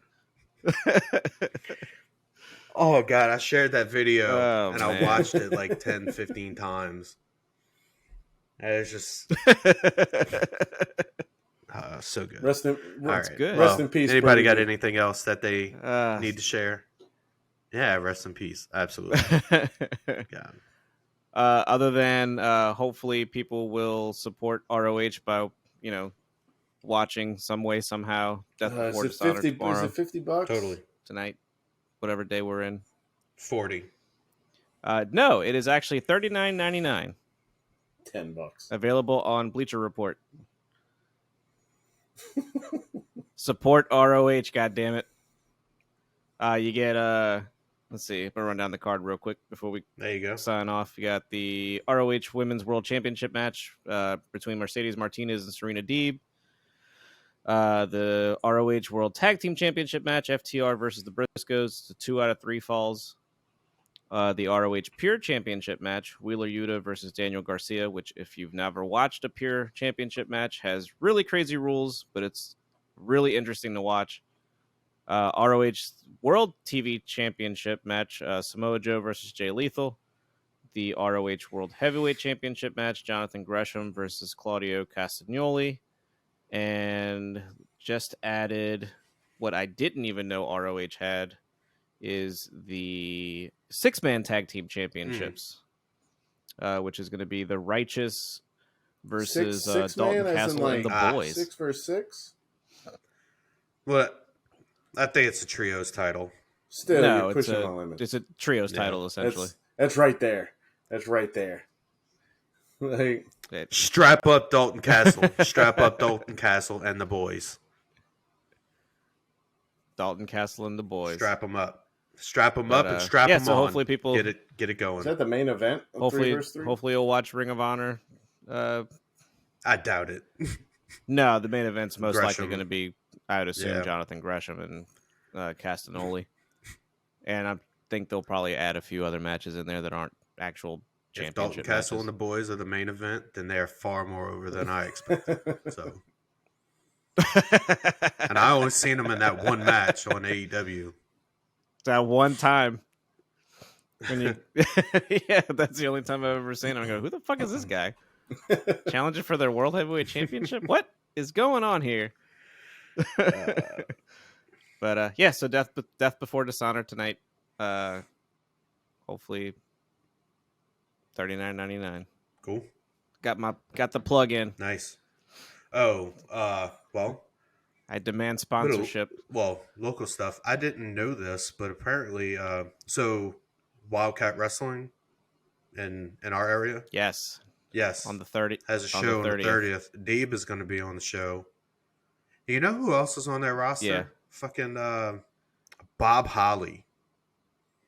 I saw a poster recently Bob Holly's that looked on the like roster. him. I didn't know he was still. Trevor Murdoch. It was still actually him. It might have been that one. Yeah, he's on. Yeah, they have a show on the 30th. at John Curtis. Yeah, I think so. Right John around Curtis. the corner Yeah. from my in-laws. Yep. When is it? The 30th? It's next, I think, which is what, next Saturday? I think tickets are like $15. I plan on going, hopefully. Man, I just came back from town, yeah, man. I should be able to. I would like to go. They're going to be in town. I've been to one Wildcat show, and it was actually pretty entertaining. Here. I wouldn't mind doing it again. Shit. I don't know if I'm able to, but I might be able to, so I'll hit you up. Let me know. Sweet. Yeah. So that should be fun. It'll be interesting. We'll talk about that on the show. Yeah. See if you can talk to somebody. Can be on. Get Deeb. Is it Deeb on that one? Yeah. See if Deeb. I'll get Deeb. Just bring your shit real quick. It's like, Deeb, can I get 10 minutes?